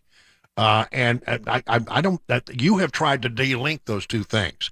Are you irritated about what happened with the RNC? Yes, but the city has 40 members on its council, which is one of the largest in the entire country, and you feel like up on Capitol Hill, it's time to trim that number, right? I do. I also think there's a lot of people in Davidson County who think the same way, and I'm trying to. I think people have varying opinions of how many it should be, right? I mean, I think there's people who think 25 is sufficient, but I think the majority of the people, believe that Metro needs to be shrunk. It needs to be more functional, not as dysfunctional. And so I think that's good policy. It's up in our finance committee next week. I think the Senate's starting to run it. I think the bigger problem, the bigger bill on Metro side, which kind of was worse than the Metro Council size, was the convention center and the special tax district that was created, and finding out how much money they are bringing in on that and how little they're paying down their debt. Wow, yeah. So I mean, that's another part of this. I mean, let me just clean up one thing. Does the mayor's sort of note that we're going to go after the 28 conventions? That doesn't change anything, really, does it? Not on Metro Council. I mean, I think there can be conversations about the convention center, and let's talk about what you're using that money for. Why are you using that money? Why are you not paying down your debts? And start your dialogue on that bill, and say, okay, let's talk about this and what's going on with this. I think the airport board may change its makeup a little bit. So I mean, I think there's a couple of things that will still pass. And then maybe a couple things that we can have discussions about and see if we can start having legitimate conversations about things to benefit Tennessee as well as Davidson County. All right. So which ones are which? Just make sure we're clear on that. Well, I think you'll see the Metro Council pass. You probably see the Airport Authority bill pass. I think you'll see a lot of conversations about the special tax zone and what that money is being used for, and really try to understand that. Nothing may happen on that this session. And then there's also the thing about the Sports Authority, which we may hold that. We may do something with that. But, in the big scheme of things, that's a little smaller than the tax deal. I mean, when the lieutenant governor found the bill and we started digging in and, they have a lot of excess money that they've been putting to the general fund, it just kind of raises our eyebrows, and I think there's some long and hard discussions that need to happen on that between. I mean, initially it was set up that way because you didn't want it to become a tax burden and you wanted it to be self-sufficient, but it's turned out to be probably one of the most profitable investments that the city has ever made, right? It is. Well, it's the most profitable of any special tax area we've ever set up. Usually we're having to rework the deal, like Elvis Presley Enterprises in Memphis has one. We've had to rework that one a little bit. It didn't quite take off like they thought. We got that worked out. This one is very unique compared to all the other ones, and there's a lot of money being made. And so we'd love to have conversations with them about it, because we don't do it often, but we just want to make sure we're all on the same page of what that money should be used for or could be used for. All right. Gender reassignment, another one. Where do we stand on that? I mean, if people know the background on it, that there is a feeling that we ought to intervene and not let parents, have surgery for their children until they become the age of adults when it comes to reassigning surgery. And I know reassigning surgery, gender is not really a good term for it, but it's sort of what we've been calling it. Yeah, I mean, transgender sex reassignment surgeries or gender reassignment surgeries. But that bill and the adult cabaret entertainment, aka drag shows, will both be on the House floor on Thursday. And what is your expectation? Pass. Okay. They'll probably pass partisan by partisan. Maybe the surgery one might be a little bit bipartisan. The drag show probably be less bipartisan. I expect them both to pass after I think probably a good lengthy debate. But well, talk about that cabaret part of that legislation. What are you seeking to do there? Yeah, it's a bill brought by Representative Todd on the House side. It addresses drag shows as adult cabaret entertainment and kind of links in those types of shows, male impersonators, female impersonators, with what's currently in law. And then there's to mimic sort of protecting children. And there's a whole special section of code that it cross-references to talk about what's harmful to kids. So it's already been in statute. That's why there's been a lot of talk. I've watched some Sunday shows from the Knoxville area this weekend, and the Democrats were over there arguing, what's the point? I mean, shouldn't the parents have a right to take their kid to a drag show if they want to? What's the harm? Right. And what they forget is, kids can't go into a strip club with their parents. So, well, exactly. Yeah. So there are instances where the state has intervened and said there's instances where the parents should not take their kid, and this is one of those instances. So gender reassignment surgery, though, that part of the legislation is actually being done in other states as well. I think I saw where Kristi Noem passed a bill in her state and North Dakota. And so you have this happening in other places around the country. This is going to become law. It will probably be challenged in a court of law, right? Yeah, court, and that's what the ACLU says, which is fine. They can challenge it all they want to, but we have a right to protect children. Those surgeries are child abuse. There's a difference between a 8 and 10 and 11-year-old, a 16-year-old, and someone who's 25 and doing those surgeries. And we have the capability of saying that there's differences. And so I think we'll win. Of course, the good thing is we're working with our state AG, who's very conservative, and he is helping us in the language, making sure we're clear and concise, and that it's something that we can defend, and we think we can. So, in the state of Tennessee, we have very strong right to life laws, especially backed up now by the Supreme Court. But there is a movement to, some people say, soften our right to life laws. Where is that, and what is your take on it? We're not trying to soften right to life. We're trying to clarify what the trigger bill or the trigger law was supposed to do, which is we were all under the impression that it was to save the life of the mother. The issue with the trigger law is if you're a physician, Brian, and a female comes into your emergency room and the only thing you can do is terminate the pregnancy to save her life, the trigger law automatically says you're a criminal, it's a Class C felony, and you're guilty. And then you have to prove your innocence. What we're saying is that's a little backwards. So there should be instances where if you're saving the life of the mother, you use your judgment based on facts on what you need to do to save that life. And if you save the life of the mother, then it's not a crime. It's not a crime to do that. Well, I see on social media all over the place, people are saying, well, they're trying to soften our right to life laws. What would you say to the folks who are putting out that kind of stuff? Well, there's misinformation. I mean, we're not trying to soften. I think our bill actually protects life. It protects the life of the mother. And even the trigger law only says that when you do terminate the pregnancy, you shall provide the best opportunity for the fetus or baby to survive, which means that, Brian, that's not a must. And so in the language, we change that to shall, that you shall, if the baby's viable, do everything you can to save that baby's life. So we think that we're supporting life of the mother, and we're also supporting life of the baby or fetus as well. All right, let's see. 13-year-old, I'm sorry, not 13-year-old, the third grade law that says, it's very, very controversial in the state of Tennessee.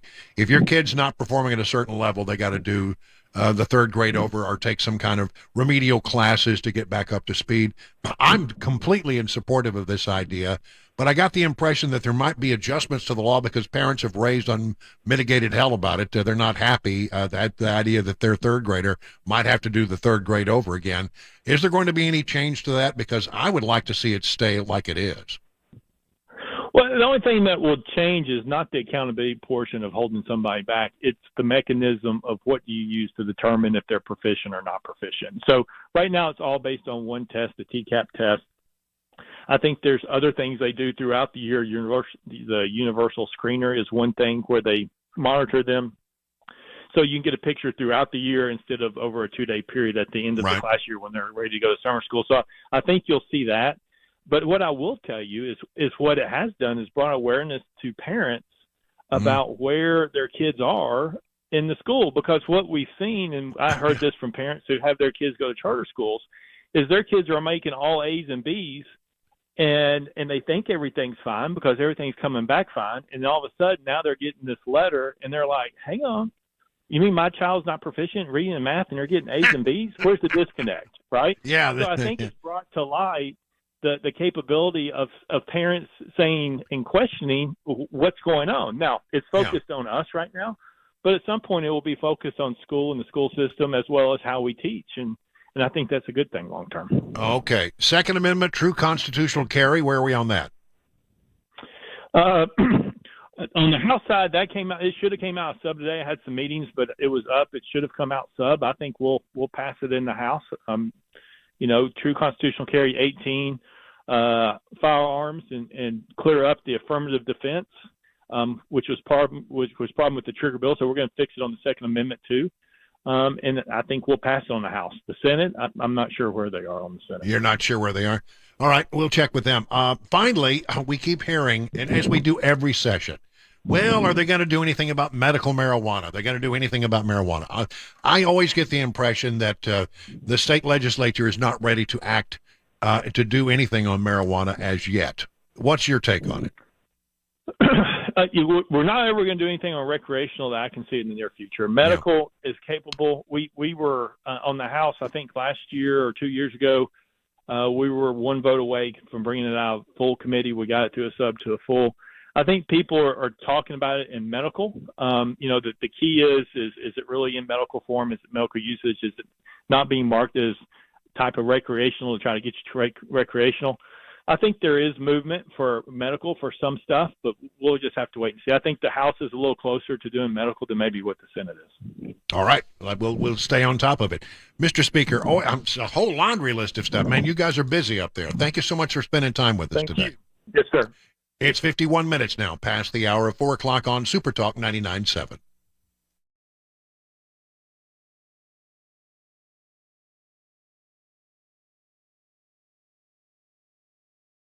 Let me tell you about D.T. McCall and Sons. Have you been to one of their stores? 5 convenient locations in Middle Tennessee. You really should think about going by one of them because you're going to be really stunned by one thing, how much of the stuff they have on the floor. I mean, a lot of choices to be made there.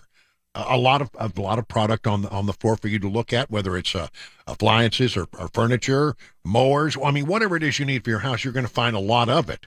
That's really important when it comes to making a decision. It certainly was for Cabana Wife and I when we went by. We were trying to buy furniture, and because there was so much selection to choose from, it was easy for us to find just the perfect thing that we both could sign off on. Free delivery. How many times have you purchased an appliance and paid extra for cords and hoses, paid extra for delivery and for the haul away of the thing? Not such a good deal when it happens. At DT McCall's, you get free delivery, free setup, free haul away. It's good stuff, and they're just honestly going to give you a price that means something. You look at that price, you know it's a real price, not something that's going to be jacked up a little bit later. And whenever possible, DT McCall's tries to sell products that were made and manufactured right here in Middle Tennessee. So for all these reasons, you need to find your nearest DT McCall and go by. 5 convenient locations. Learn more by going to their website, dtmccalls.com.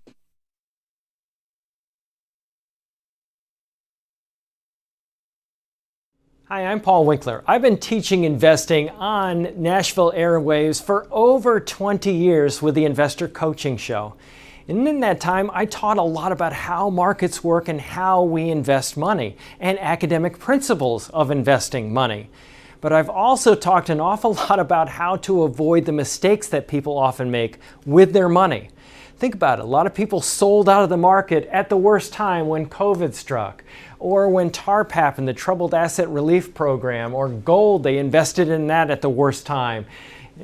Bailing out of the market because they were worried about Y2K or 9/11 or jumping into energy stocks or jumping into cryptocurrency. One of the things that I like to do is educate investors because I believe that the more educated you are, the more confident you are, and the more confident you are, the more successful you can be as an investor. Now, I not only do that on our radio show, but we do that in our offices around the Nashville region, 10 offices. To learn more about our approach to investing and financial planning, go to paulwinkler.com and set up a free 15-minute phone call, or you can call 615-851-1950.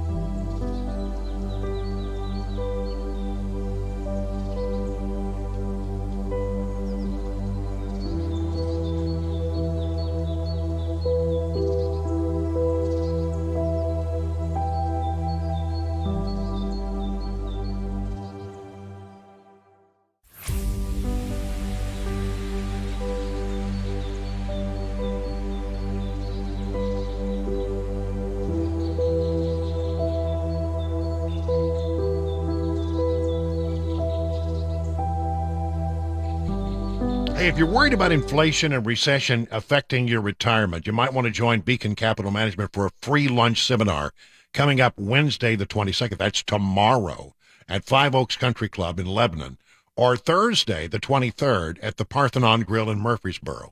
There's still time to sign up. Just go to this number, 615-488-9303. That's 615-488-9303 to get more information. And, listen, if you are a person who is getting ready to do some retirement, and you're thinking about all the things you need to do to get ready for that, you really should check in with the folk at Beacon. They can give you all kinds of advice. That's what they do. There's a whole list of things you need to be checking, and if you'd like to get one of those free retirement plan checklists that covers things like, all the things that you're going to need to know, all you need to do is just call that same number, 615-488-9303. That's 615-488-9303. It will give you a detailed overview of what is needed to help ensure your financial strategy is in place. And learn more always by going to their website, beaconcm.com.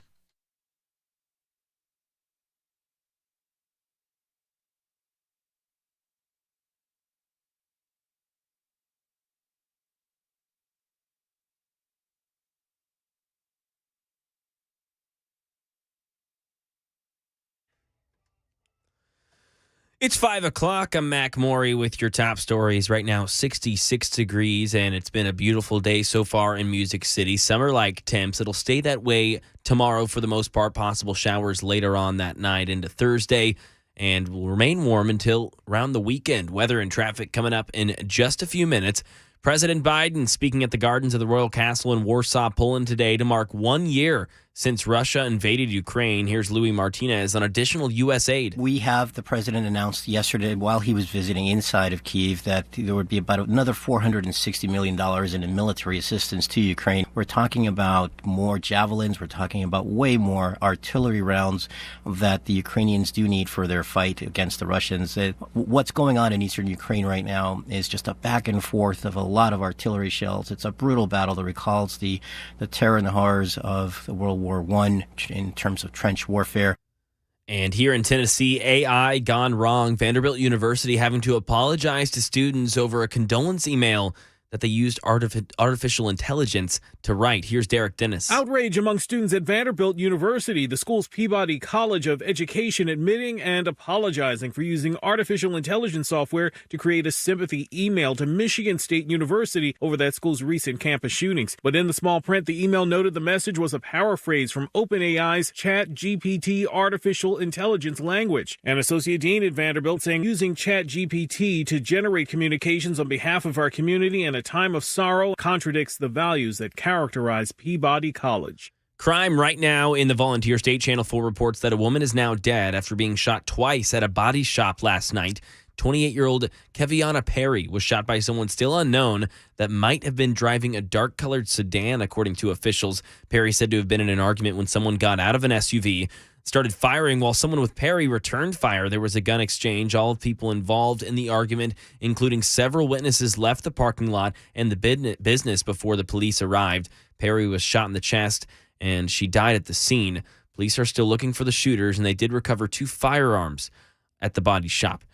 And a federal judge today rejected an appeal filed by a terrorist who detonated bombs in New York and New Jersey. Aaron Katersky. Ahmed Rahimi set off a bomb on West 23rd Street, Manhattan, and along the route of a Jersey Shore charity run before he was captured in a shootout with police. Rahimi was convicted in 2017, and his appeal was dismissed 2 years later. Last summer, he tried again, challenging part of his conviction of 2 counts that charged use of a destructive device in a crime of violence. The U.S. Supreme Court found the statute constitutionally vague, but the judge said Rahimi filed too late. The judge also noted it wouldn't affect Rahimi's prison time since he was sentenced to life on 6 unchallenged counts. And right now in Tennessee, this just in from Channel 4, officials are searching for a kayaker along Percy Priest Lake. They went missing around 12:45 today. That's the latest news. Weather's next. I'm Mac Morey, WTN News.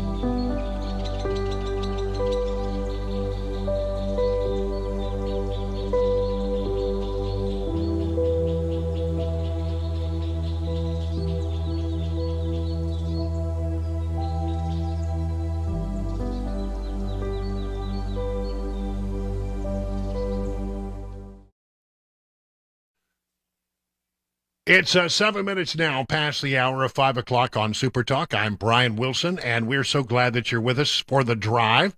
We'll drive you home on this Tuesday, get you home safely, give you some news and information you can use. Hope you're having a good day. Man, it was sort of nice out today. I mean, to tell you, hard to find a day where you could, as I did. I wouldn't recommend this for everyone. I put on shorts today. And for a while I had on my flippies. My flippy flops. Flippies were on. But I mean, sort of getting cooler now. Yeah, won't last. Sun will start going down. Yeah, it'll get quick. So I'm, that's the way it goes. But I'm telling you, what an unusual thing to have a day like this in February. Yeah, for sure. And the one thing I can tell you is he won't last because, we're still in February. And we hadn't even begun to get into March, where things are, in like a lion and out like a lamb. Something like that. Yeah. Something like that, yeah. That sounds right. Then you get into April. And really honestly, can you imagine what was the high today? Was it about 68, something like that? Yeah, it was upper 60s. Almost 70 degrees. Yep. That's not bad. And we're going to get even warmer the next couple of days. We're going to be in the 80s, I think, by Thursday. And that's unbelievable. And then it comes back on the weekend. Back to reality. Right? Yeah, back to reality. Well, I've got some real interesting stuff that I want to share with you here at the top of this hour.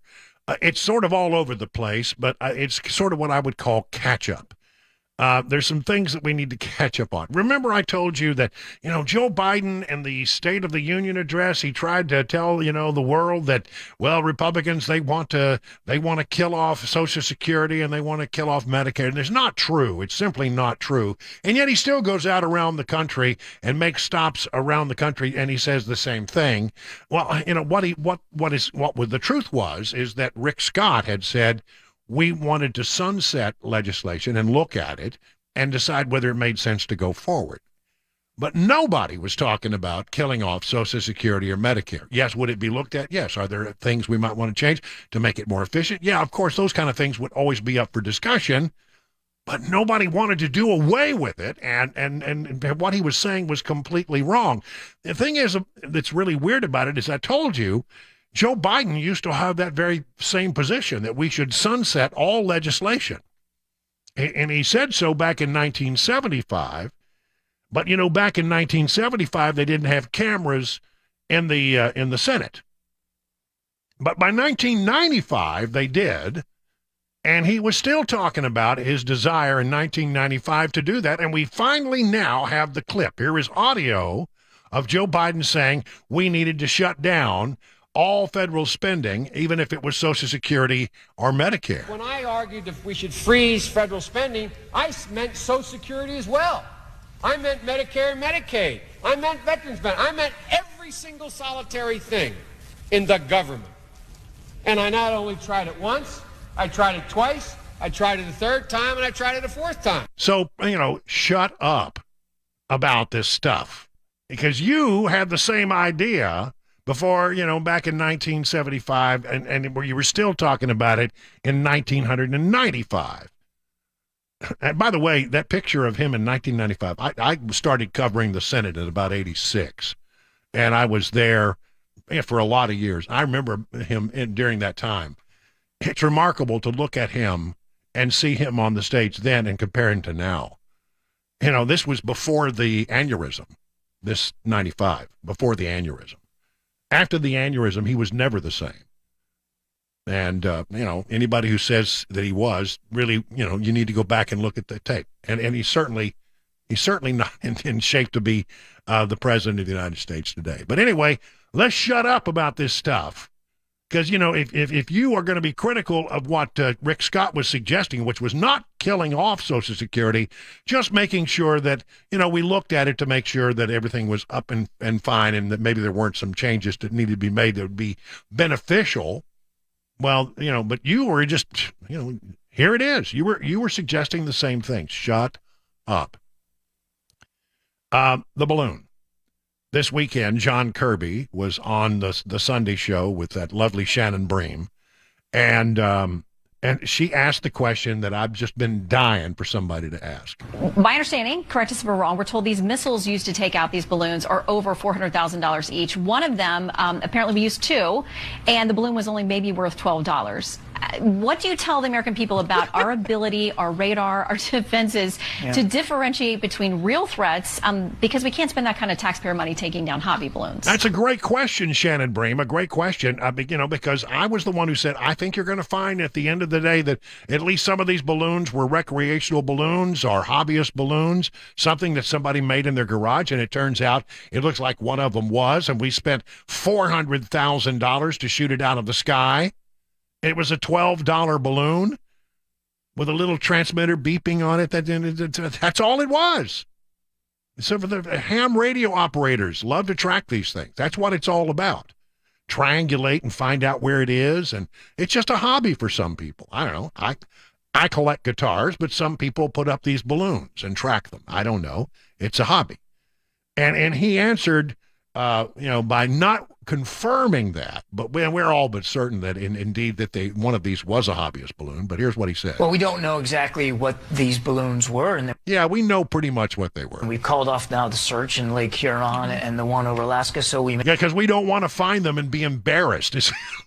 What's going on here? If they find the wreckage and they have to report what it was, well, it would be deeply embarrassing to point out that they spent $400,000 to shoot down a $12 hobbyist balloon.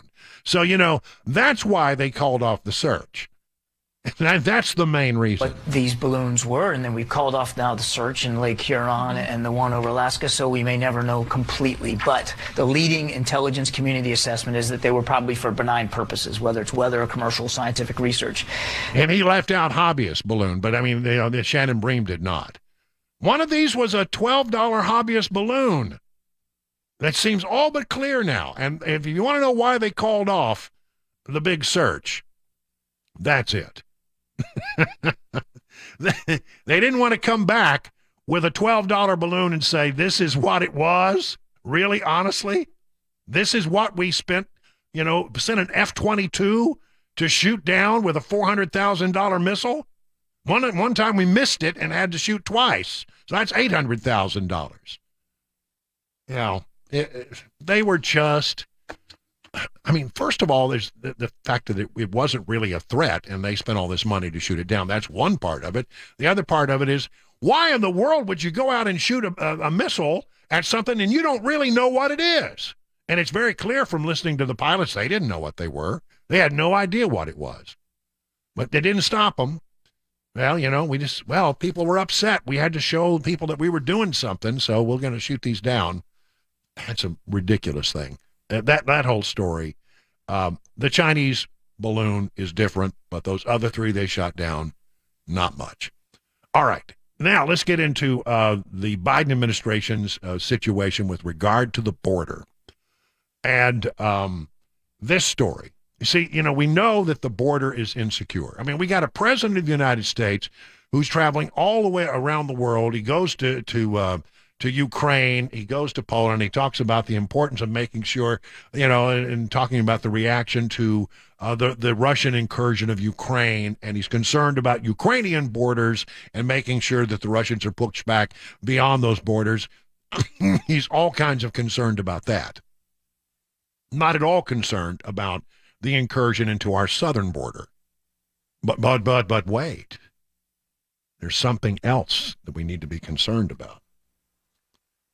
The Border Patrol, according to the New York Post, is begging agents to volunteer in the north after a staggering nearly 850% surge of mostly Mexican migrants illegally crossing into the U.S. from Canada. The agency's Swanton sector in Vermont, covering parts of upstate New York and New Hampshire, requested a quick turnaround of agents from the already overwhelmed southern border to make their way north to volunteer for at least a month starting next week. Help is needed to control the strain caused by the surge of primarily Mexican migrants with no legal documents, Swanton's chief patrol agent Robert Garcia wrote in a memo obtained by This Week by Fox News. The request came after a week after Garcia reported that crossings had reached historic highs, even as temperatures plummet to deadly lows of -4 degrees. It's cold up there. His sector said that in the current fiscal year, which started in October, there's been approximately an 846% increase, in encounters and apprehensions compared to the same period. In fact, the first 4 months of the current fiscal year have seen more encounters than the whole of the previous 2 years combined. It's not just the southern border, now it's the northern border. Unbelievable. Unbelievable. Secretary Alejandro Mayorkas was doing the Sunday talk shows, sat down with Chris Wallace, and Chris actually asked a couple of decent questions. What is your definition, Mr. Secretary, of a secure border? And he cannot define it. What does secure mean to you? It certainly doesn't mean that people aren't able to get across the border illegally. Of course not. By that measure, the border's never been secure, right? Since the Department of Homeland Security was created, individuals have evaded. So by what measure is it secure now, sir? So there is not a common definition of that. If one looks at the statutory There's no common definition. The literal interpretation of the statutory language, if one person successfully evades law enforcement at the border, then we have breached the security of the border. Well, hold on a minute. I'm sorry. That's a answer if I ever heard one. That's a complete answer. There's no common definition. He says so he goes on to say, we tried to make it operationally secure. What does that mean? Excuse me, that was the wrong button there. So what we try to do, what's your definition? What our goal is to achieve operational control of the border. Operational control, not secure. So the borders are not secure, but we have operational control of them. No, you don't. Have you seen these pictures? You have no control of that border. If you had operational control of the border, not to mention whether or not they were secure, if you just had control, then the fentanyl would not be coming across in such big numbers. The man's a liar, and he's there's no commonly held definition. Man, you just want to just go, Mike, I want to, bam, bam, just hit him so hard that his eyebrow goes back to being normal. No, I don't mean that. He says he has no plans to leave his position as Homeland Security Secretary, even as Republicans on Capitol Hill are pushing for his ouster. Speaking on Sunday, he addressed the pressure his critics are putting on him over the crisis on the southern border. He told CNN's Chris Wallace, yes, that's CNN Chris Wallace, this seems weird that he's over there now, that he takes calls for his impeachment seriously and doesn't dismiss it by any measure. He nonetheless said he considers the situation a disagreement over policy. No. What we look at it as is a disagreement over whether or not you have control of the border and whether or not you're doing everything you can to stop the incursion in our southern border and now our northern border as well. He says they will not force me out of the impeachment push at another point in the interview. I have a feeling, if I were to make a prediction, that Mayorkas is going to be impeached by the House of Representatives. The House of what is a high crime and misdemeanor, whatever a majority of the House says it is. In this case, whatever Republicans say it is, will become an impeachable offense. That's just the way it is. And I think it really is a high crime or a misdemeanor not to protect our nation's borders and to go out there and put forward policies that are designed to do just exactly the opposite of protect our borders, to open our borders wide open. So I think he will be impeached by the House. Now, that does not mean he'll be convicted by the Senate, but I think he will be impeached. There seems little doubt about that. 22 minutes now past the hour of 5 o'clock on SuperTalk 99.7 WTN.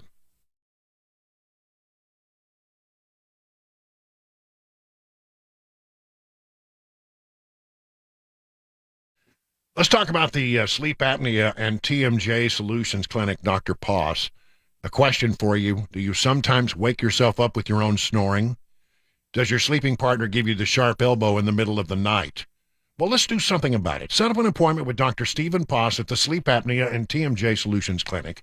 2 locations for your convenience, one in Brentwood, one in Murfreesboro. He can make a customized FDA-approved mouthpiece, proven effective in treating mild to moderate cases of sleep apnea. Maybe you tried a CPAP machine. I know. Why not try another solution? Set up an appointment with Dr. Poss and find out if this approach will work for you like it worked for me. Listen to what Julie said. Since my husband got his mouthpiece, he basically stopped snoring at night. Our bedroom, much quieter. I'm sleeping so much better. He's sleeping better. It's been a win-win situation for us. So start getting a good night's sleep and start feeling more energized during the day. Contact the Sleep Apnea and TMJ Solutions Clinic at your earliest convenience to set up an appointment with Dr. Poss. 615-850-8445. Learn more at drposs.com.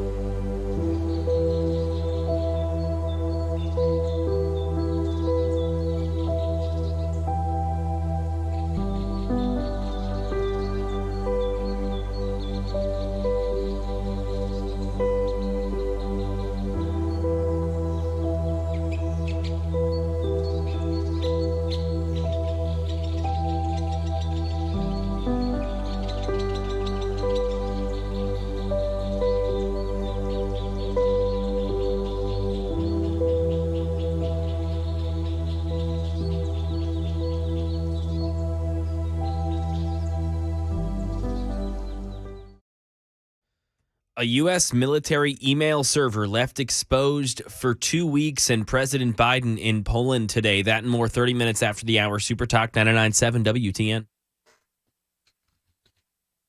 It is 26 minutes now past the hour of 5 o'clock on SuperTalk 99.7. I'm Brian Wilson, your friend and radio buddy. Hello to everybody listening on the radio. I'm waving at all of you people who are watching on our SuperTalk TV. And if you look, you might see Mac Murray in the background. He's waving. Hello. Or Mac Maury. What did I say, McMurray? McMurray. I'll just make up a name for everybody. All right. Let's see. I got this story here. I think it's pretty interesting. Biden grants sweeping racial equity powers to Susan Rice. This in the Tennessee Star. Susan Rice, by the way, is the person who went on national TV and lied 4, 5, 6 times. She did all the Sunday talk shows and lied about what really went on in Benghazi. Just, she just went out there and just told whoppers. But she never paid a penalty for that. She's still around. She is still now connected to the Biden administration. Joe Biden issued an executive order last Thursday, that grants domestic policy advisor Susan Rice power to transform all agencies of the executive branch into a radical woke DEI cult, according to some who have looked at it. Installs equity czars. We're going to have equity czars in every federal government agency. That's exactly what we need. Equity czars. And convert the entire executive branch into a DEI cult. Diversity, equity, inclusion. If you're a longtime listener to this program, you know I have no problem with the idea of diversity. None whatsoever. I have no problem at all with the idea of inclusion. And I have no problem whatsoever about the idea of equality. Of course, I want everybody to have an equal opportunity. That's what equality is. We shouldn't make any kind of judgment based, and everybody should have the same level playing field. Equity, though, is something different. Equity is making sure we have an equal outcome, even when it hasn't been earned. For example, we will make our decisions if there are openings in a federal agency. We're going to make a decision based on, we need to put in a Hispanic, or we need to put in someone who is African American, or we need to put in someone who's gay. We need to put in somebody who's transgendered. That is not choosing the best person for the job, but basically checking boxes. And that's what we're going to be into. It's what we're already into, let's be honest with it. It's happening in government already. And so this is what she will now be doing. She'll now be overseeing all of the equity czars. Oh, Lord, help us.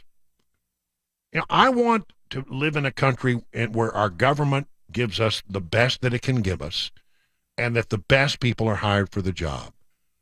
And nobody should be excluded from being considered for a job, and everybody should have the same opportunity when jobs come open. But we ought to make a decision based on who is actually best for the job, rather than, what color is their skin. It seems to me that is the height of discrimination in my mind. Look, again, have no problem with equality. Level playing field. Everything should be level. But just appointing people to positions simply because we can now check off a box seems to me to be something that's really anti-American. It really does to me in every shape, fashion, and form. But that's what we got. Susan Rice. She's the chief equity czar, overseeing all the other equity czars within the government starting last week. 30 minutes now past the hour of 5 o'clock on SuperTalk 99.7 WTN.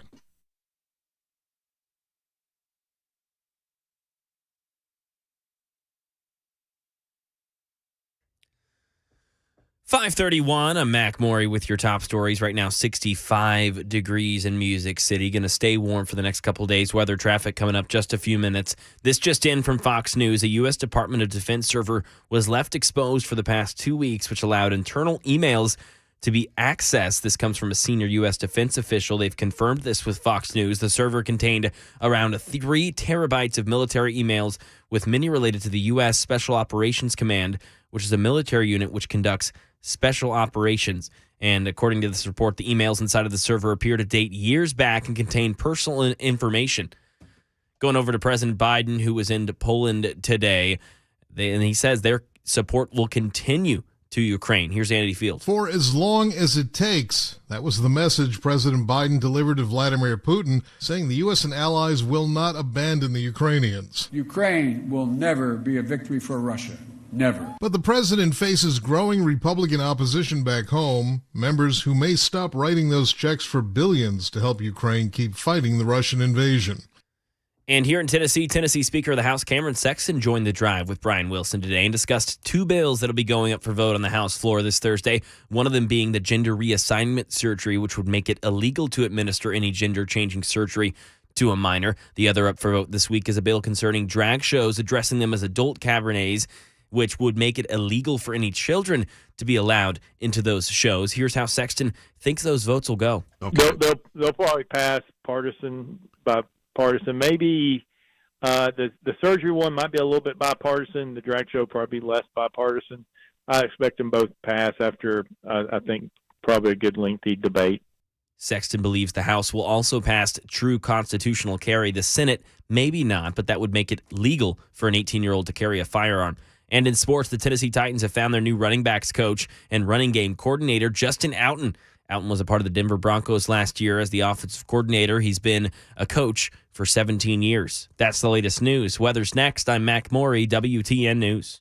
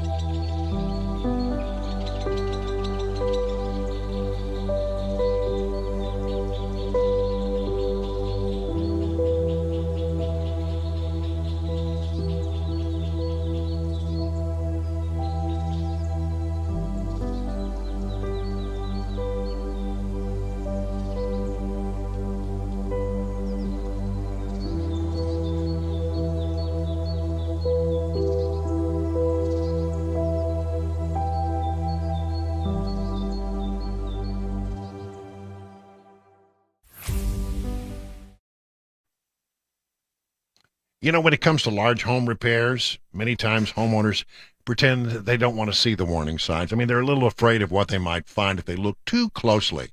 Especially true when you're talking about waterproofing and foundation repair. It could be something big that needs to be fixed. It could be a small problem that will become bigger over time. Or you might find out that it's nothing at all. The bottom line is, this is not your area of expertise. You need help with this, right?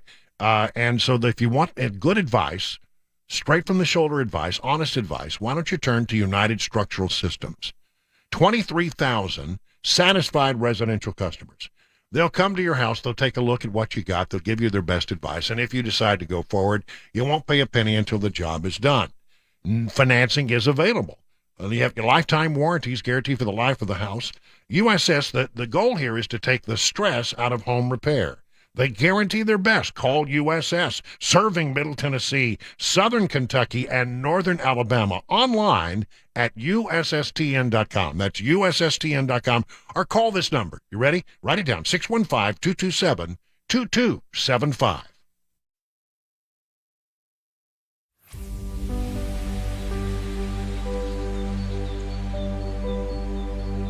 Hi, I'm Paul Winkler. I've been teaching investing on Nashville airwaves for over 20 years with the Investor Coaching Show. And in that time, I taught a lot about how markets work and how we invest money and academic principles of investing money. But I've also talked an awful lot about how to avoid the mistakes that people often make with their money. Think about it. A lot of people sold out of the market at the worst time when COVID struck, or when TARP happened, the Troubled Asset Relief Program, or gold, they invested in that at the worst time. Bailing out of the market because they were worried about Y2K or 9/11, or jumping into energy stocks, or jumping into cryptocurrency. One of the things that I like to do is educate investors, because I believe that the more educated you are, the more confident you are, and the more confident you are, the more successful you can be as an investor. Now, I not only do that on our radio show, but we do that in our offices around the Nashville region, 10 offices. To learn more about our approach to investing and financial planning, Go to paulwinkler.com and set up a free 15-minute phone call, or you can call 615-851-1950.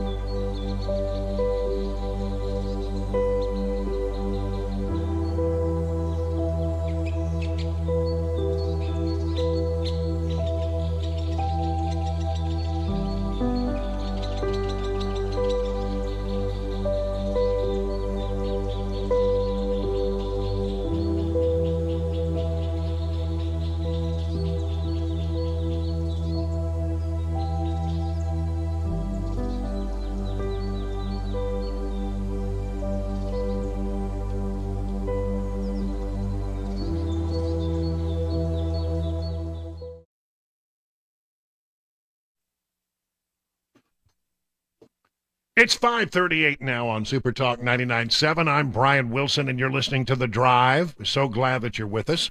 I want to talk about the numbers in the early going. And again, take this with a grain of salt because, you know, these poll numbers have been anything but reliable in the past, that's for sure. But if you want to know, you know, what they're showing with regard to the Republican presidential nomination, I think, you know, you look at a couple of polls here. Harvard-Harris, and you look at the Quinnipiac poll, and here's what you're going to find. You ready? In the Harvard-Harris poll, Trump would be up by 23 points over DeSantis. I mean, that's significant. If you go to the Q poll, now that, by the way, the Harvard-Harris poll is of all registered voters. So, you know, you take that with a grain of salt because primaries are not decided by all registered voters. But he has a great deal of lead, at least on the national level, 23 points. And then when you get the Quinnipiac poll, it's much tighter. It's Trump up by 6. So I think these numbers are quite interesting. I can give you a little bit on it. Here we go. The Harvard-Harris poll, Trump 46, DeSantis 23, and the rest are all in single digits. Pence 7. Nikki Haley 6, Pompeo 3, Rubio 2, Cruz, who says he's not running, I hear. Tim Scott 1, Noam and Ryan are somewhere down the line. So there you have it. On the Democrat side, by the way, anybody who gets mentioned, it is Biden by 21 points. So if you were to take, and again, this is Harvard-Harris, Trump versus Biden, Trump would win by 5. If it were DeSantis versus Biden, DeSantis would win by 1. If it were Trump versus Kamala Harris, Trump would win by 10. If, and again, this is just, you know, if the polls are right. If DeSantis were to go against Harris, DeSantis would win by 2. Very early in the going. Very early in the going, but that's the way that looks. Then if you want to look at the Q poll, the Quinnipiac poll, here we go. It'd be Trump 42, DeSantis 36, which means that Trump leads in this poll by 6. Pence would be 4, Haley 5, Pompeo 4, Rubio, Cruz 2, Tim Scott 1, and then Noam and Ryan. Just a smattering of support for them. If it were Trump versus Biden in the Q poll, Biden would win by 2, according to this. If you look at the Q poll, DeSantis versus Biden, DeSantis would win by 1. I don't know. So there you have it. I mean, so we're sort of conflicting information there about where we would be if the election were held today. These polls, of course, are very early, and you got to look at who they're sampling, etc. But here's what I draw from it. The big picture I draw from it is in either one of these, Trump is formidable. Very formidable, and the likely nominee if all things are considered. Now, how that changes when we start doing debates, how that changes when we get all the players in the game. I mean, DeSantis is not even officially in the game yet. I mean, every sign points that he will be, but he's not yet. I mean, right now it's Trump and Nikki Haley. So, but the rest will be coming along in time. Again, today, DeSantis all but hinted that he's getting into the race, but not for a while. DeSantis was on a tour, a police tour.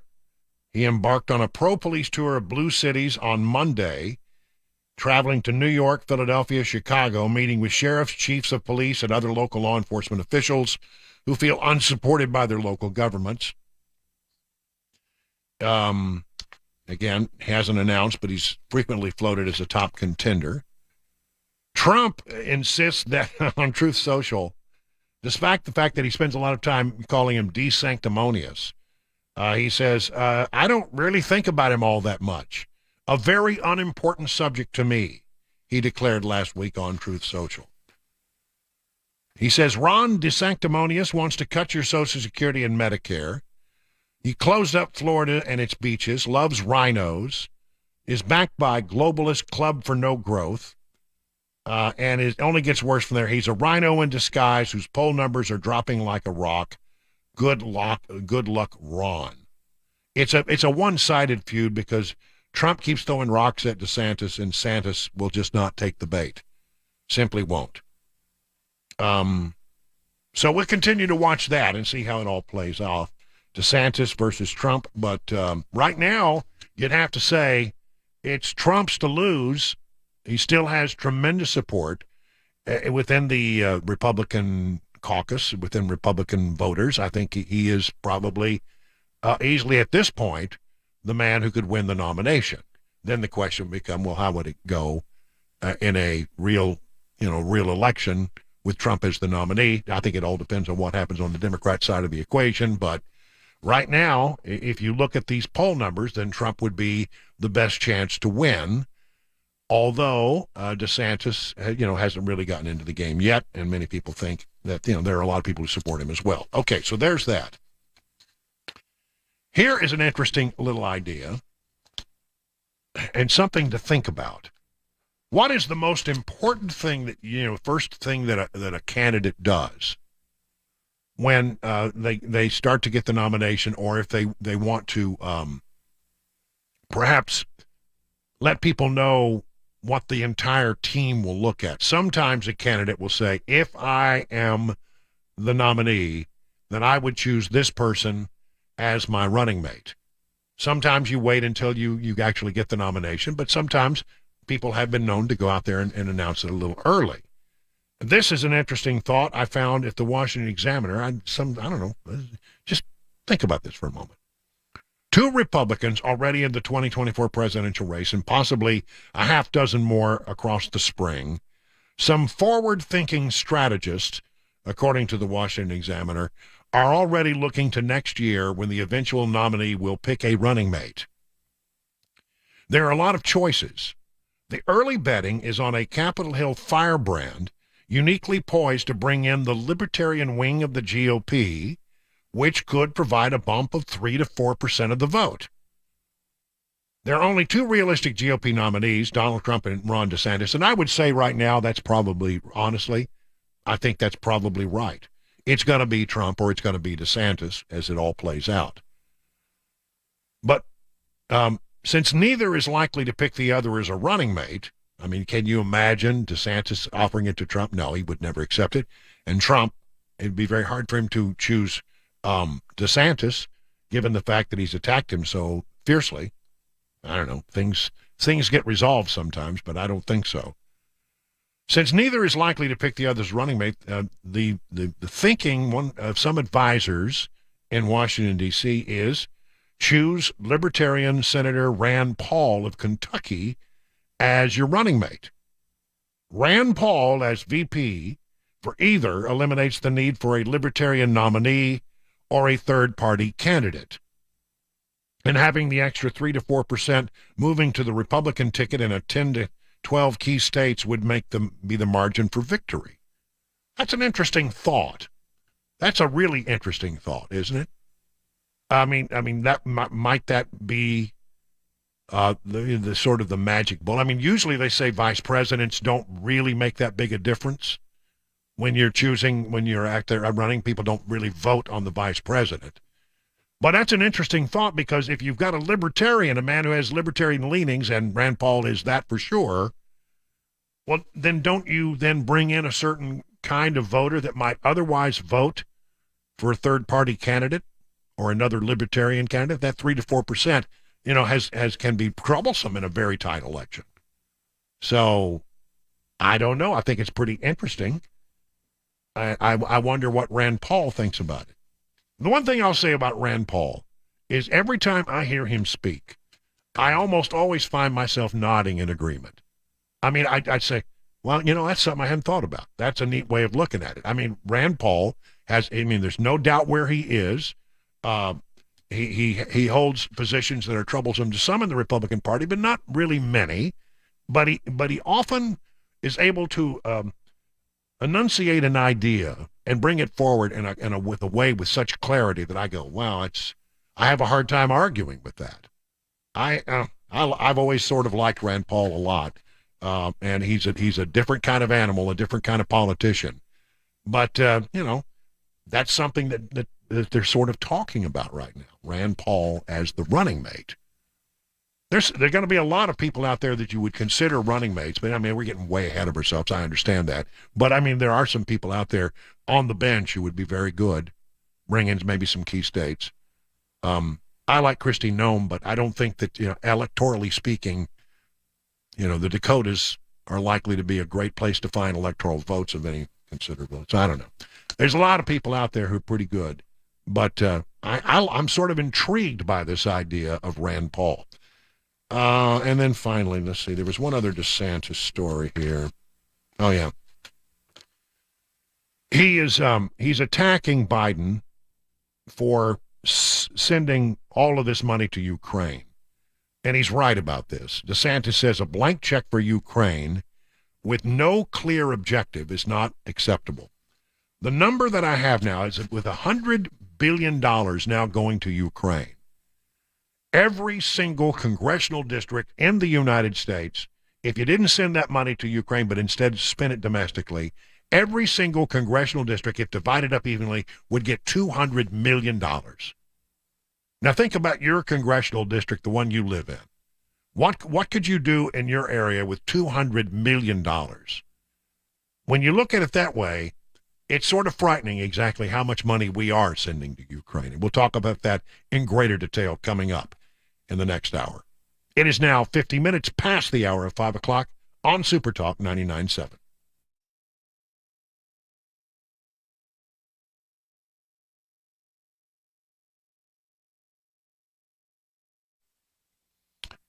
The folks at Eurofix have a very different business philosophy. They staff all their locations with more staff than the auto repair business does on generally, as a general practice, just so they can be ready when your emergency pops up out of nowhere. Have you noticed how hard it can be to get a right now appointment for vehicle repair? Some dealers, it can be more than a 2-week wait just to get the appointment, but not at Eurofix. Eurofix has been offering quality repairs that beat the dealer without dealer pricing since 1999. Plus a 3-year nationwide warranty and the staff to fix your car and fix it now. I mean, you don't want to wait for 2 weeks, do you? If you're tired of waiting forever to get your car into the shop, why don't you call Eurofix? Owner Aaron Stokes says, we will never be too busy for our customers. We are here to take their pain away and take it away now. Eurofix repairs all European cars. Eurofix says yes to speedy repairs when others can't or just won't. Family owned for some 24 years. Call 844-EUROFIX or visit myEurofix.com. That's myEurofix.com.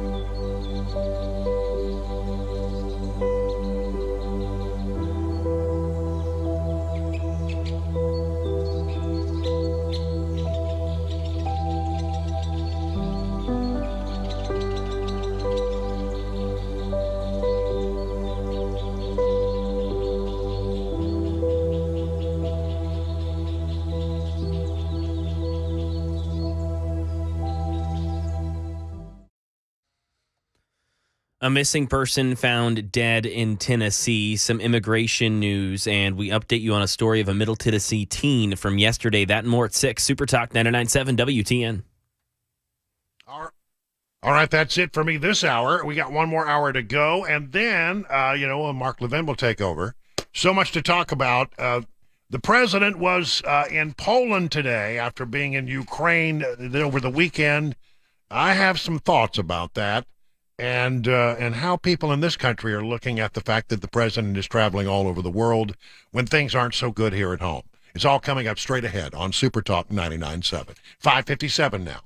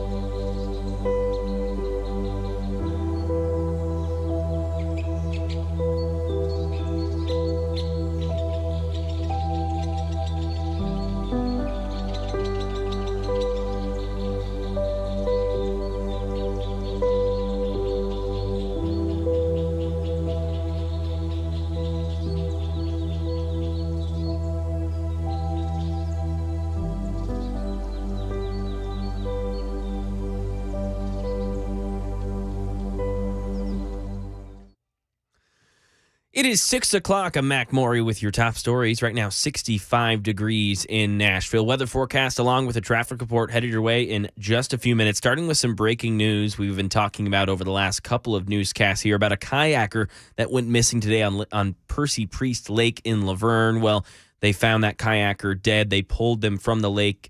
The victim has been identified as Alexander Jimenez, and this all happened today around noon, and they finally have found again, Alexander Jimenez dead in Percy Priest. President Biden today planning to severely restrict how migrants can seek asylum in the United States and make it easier for the U.S. to deport people who don't follow the new rules. Andy Field has the latest on the proposal from the nation's capital. The new immigration emergency rule would stop migrants from requesting asylum if they tried to illegally cross U.S. southern border without first asking for protection in a country they traveled through. If they broke that regulation, it would be easier for the U.S. to immediately deport them. It would be a 2-year emergency rule rolled out as border agents fear a migrant surge once courts lift COVID restrictions. And this rule would apply to migrants, single adults, and families, though it would not to children and teens who cross without their parents.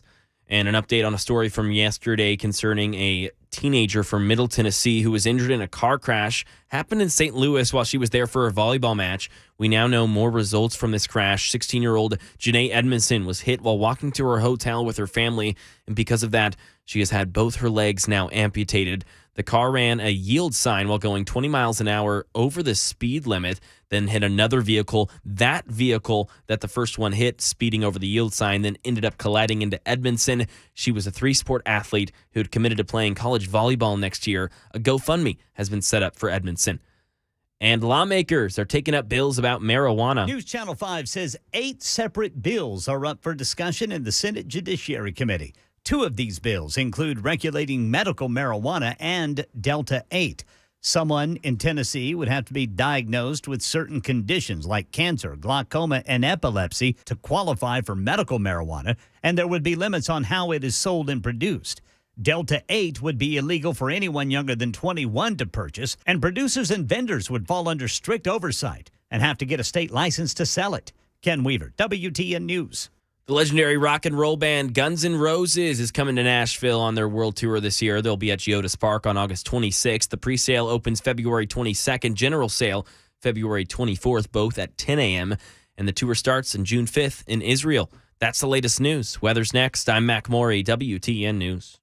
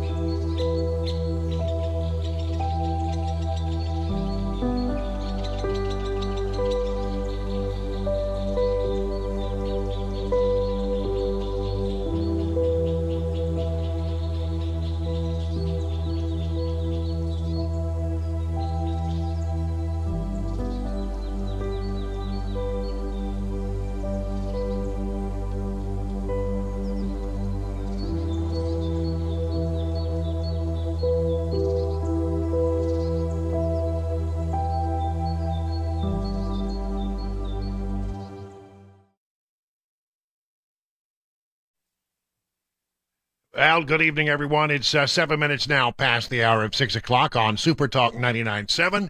I am your friend and radio buddy in for, well, the better part of one more hour, and then we'll hand it over to Mark Levin. Let him carry on throughout the evening. I want to talk about the president's trip overseas. But I first want to sort of share a story from my time in Washington that I think is really sort of, it sort of tells what's going on here. You know, I was brought to the Fox News Channel as a White House correspondent just as the Monica Lewinsky scandal broke. And the idea was, well, you know, it's a big story. In fact, that was really the launch for the show that is now Special Report. There was no Special Report before the Monica Lewinsky scandal, but they put Britt Human there to talk about it, and it just became a show. And I was hired as one of his frontline correspondents. And my job was as sort of the third person to cover the White House, is I did a lot of the travel. The idea was that, well, he's going to travel a lot now. He's got a scandal here in Washington. And the first thing you know is if you're a president and you have a scandal in Washington, you get out of Washington as much as possible. And so it became very clear they're going to need an extra body, and I became it. I worked with a guy named Jim Engel. I worked with Wendell Goler, and I was number 3, which meant I did a lot of the traveling and so that the mainline correspondents would be there to do the package, the story of the day.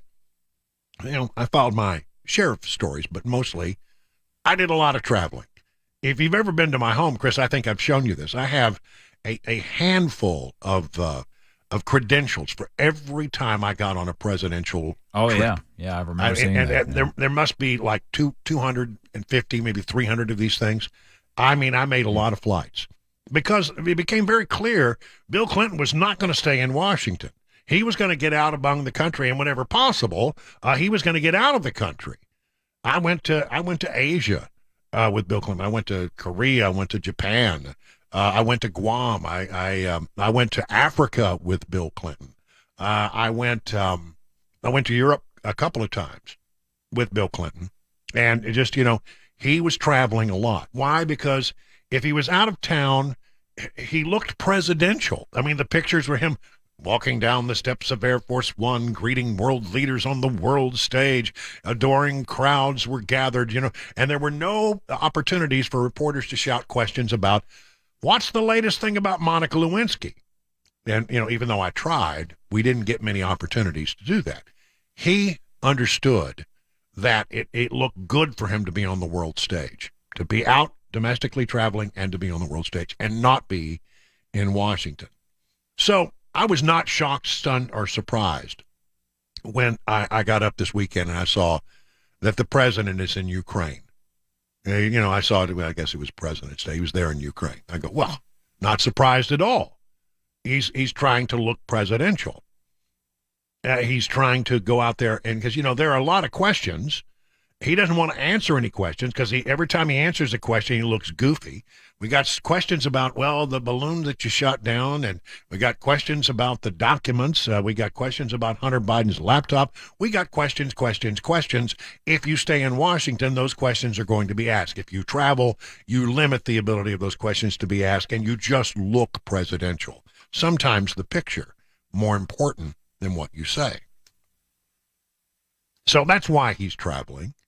He's in Ukraine. He was in Poland today, and they put up a big dog and pony show. And they got him on a big stage with the dramatic lighting and adoring crowds. That's all designed to make him look good on the world stage at a time when he looks pretty small and insignificant and often dazed and confused when he's toddling around the White House. And he's got real problems here as he gets ready to run for re-election. His numbers are in the toilet. Let's just go through some of them, shall we? Again, it's this Harvard Capps-Harris poll. Biden's overall approval is underwater, as 42% approve of the president compared to a majority of 55% who disapprove. He has really bad numbers in a whole range of issues. The economy. Only 39% of Americans approve of the way he is handling the economy. Immigration, 38% approve. Handling inflation, which of course is what's driving everybody's grocery bills up, 38% approve. Well, I mean, reversely, that's, what is that, 72%? 68? No, I can't. What is that? 38% would be 62? Something like that, yeah. Yeah. Why in the world can we not do simple math? 38, 9, 10, that's 5. That's 2. Yeah, it's 62. That's right. I got it right. Hey, yay, everybody. He got math right. 62% disapprove. That's a really scary number. God, that's embarrassing. Further, less than half, 48% approve of Biden's stimulating of jobs, and only 44% approve of his handling of fighting terrorism. Immigration, though, 38%. That's a big deal. And so he travels to stay away from, these numbers are not good. And what you want to do is you want to look successful, even if you're not being successful. And that's why you see all this highfalutin travel around the country, around the world. You have to understand, though, that this whole thing with Ukraine, I want to talk about that for a moment. Republicans, I know some of you are not, you don't see that there are two sides to this coin, but Republicans are split on what we're doing in Ukraine. You say, well, I don't think we're split. I think it's a bad policy, and I hear you. I understand. But there are some Republicans that are supportive of this, because there are a lot of Republicans who are voting for continued aid to Ukraine. But it's now totaling like $100 billion. That's a lot of money that has been sent to Ukraine so far. And you need to think a little bit about what that means. I've said this before, I'll say it again. If you divide that $100 billion and you spend it domestically and you split it evenly among all the congressional districts in the United States, each congressional district would get $200 million. So we're sending a lot of money over to Ukraine. And we're running up debt for our kids to pay. And there's the president. He's on the world stage. He's promising more things. Say, we're going to be here for you. We're going to continue to support you. More money will be spent. He's worried about the Russians coming into the Ukraine and incurring into their border. But, he ought to be worried about our southern border. He ought to be worried about our northern border, where apparently a lot of people from Mexico are coming in now through the border to the north. It's up some 860% in rather short order. So we got two borders now where nobody is in charge and nobody is slowing things down. So instead of worried about our border, he's worried about the Ukraine border. Okay, I got that. I understand. But I'm telling you, he ought to be more worried about us. He ought to be worried about what's going on in East Palestine, Ohio. Where is he on that? Why hasn't he made a trip there? I mean, it seems like he wants to go visit anybody who's got a real problem. I quite frankly don't understand it. Look at what Ohio is in the electoral process. A lot of electoral college votes in Ohio. Seems like you'd want to be there, showing the people of Ohio that you are there doing everything that can be done. But he doesn't go, does he? Why is that? That's strange. I don't understand that. Mayor Trent Conway of East Palestine, Ohio, has real concerns about it. He was asked about that today on Fox and Friends, or I guess on another show, and he said, "Look, I'm quite upset about the fact that he's showing up in Ukraine and he hasn't come to East Palestine." That was the biggest slap in the face. That tells you right now he doesn't care about us. So agreed. He can send every agency he wants to, but I found that out this morning in one of the briefings that he was in the Ukraine giving millions of dollars away to people over there and not to us, and I'm furious. On President's Day in our country. Yeah, President's Day in our country. He's over in Ukraine, so that tells you what kind of guy he is. Yeah, he's in Ukraine yesterday. He's in Poland today. Who knows where Joe Biden? Where in the world is Joe Biden? We'll have to keep up with him. But I guarantee you, mark my word, that there'll be a lot of traveling. Not and not really heavy lifting. He shows up, he speaks for a few minutes, but he looks great on the world stage, and they're all beautiful pictures, all choreographed to make him look presidential, coming down the steps, meeting with world leaders, shaking his hand, representing the United States on the world stage. Well, he's not doing that very well. And let's talk about one other thing. We wouldn't be where we are with Ukraine right now if Joe Biden had been done better in Afghanistan. There would be no battle. Lives would not have been lost, and there have been a lot of lives lost in Ukraine. None of that would have happened if Joe Biden had been better on Afghanistan.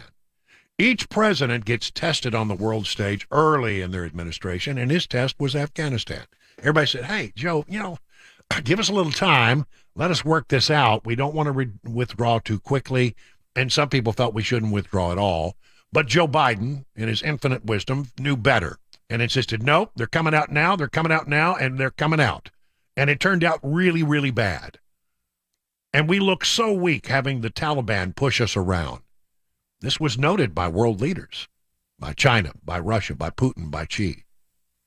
They noticed it, and they said, look, we can roll this guy. We absolutely can roll this guy.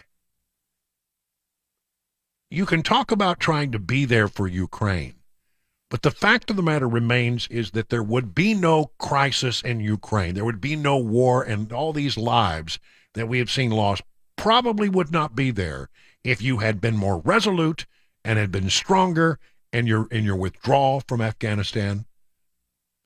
When you handle it so badly, the rest of the world noted, and Putin got very adventurous. Look, he's weak. He doesn't want conflict. He wants all of his. He's pulling out of his military out of Afghanistan. Now's the perfect time for us to go across the border and do what we've always wanted to do, which is try to take back Ukraine. He's responsible for what happened on the world stage, and we need to always keep aside of that. That none of this would be going on if it weren't for the fact that he really, really encouraged the bad actors in the world with the horrific way he handled our withdrawal from Afghanistan. Do not lose sight of that. Everybody's going to talk about, it's great that he was in Ukraine. Well, you know what? He shouldn't have had to travel to Ukraine because there should not be a war in Ukraine. People pay attention to the way you handle yourself in the early days, and they draw conclusions from it. Putin's conclusion was, this guy is weak. He's right.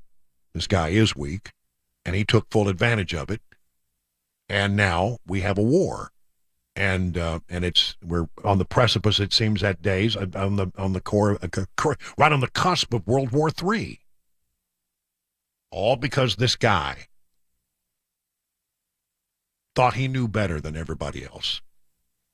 If you want to know what's the right thing to do with foreign relations, listen to Joe Biden and do exactly the opposite. It's 20 minutes now past the hour of 6 o'clock on SuperTalk 99.7.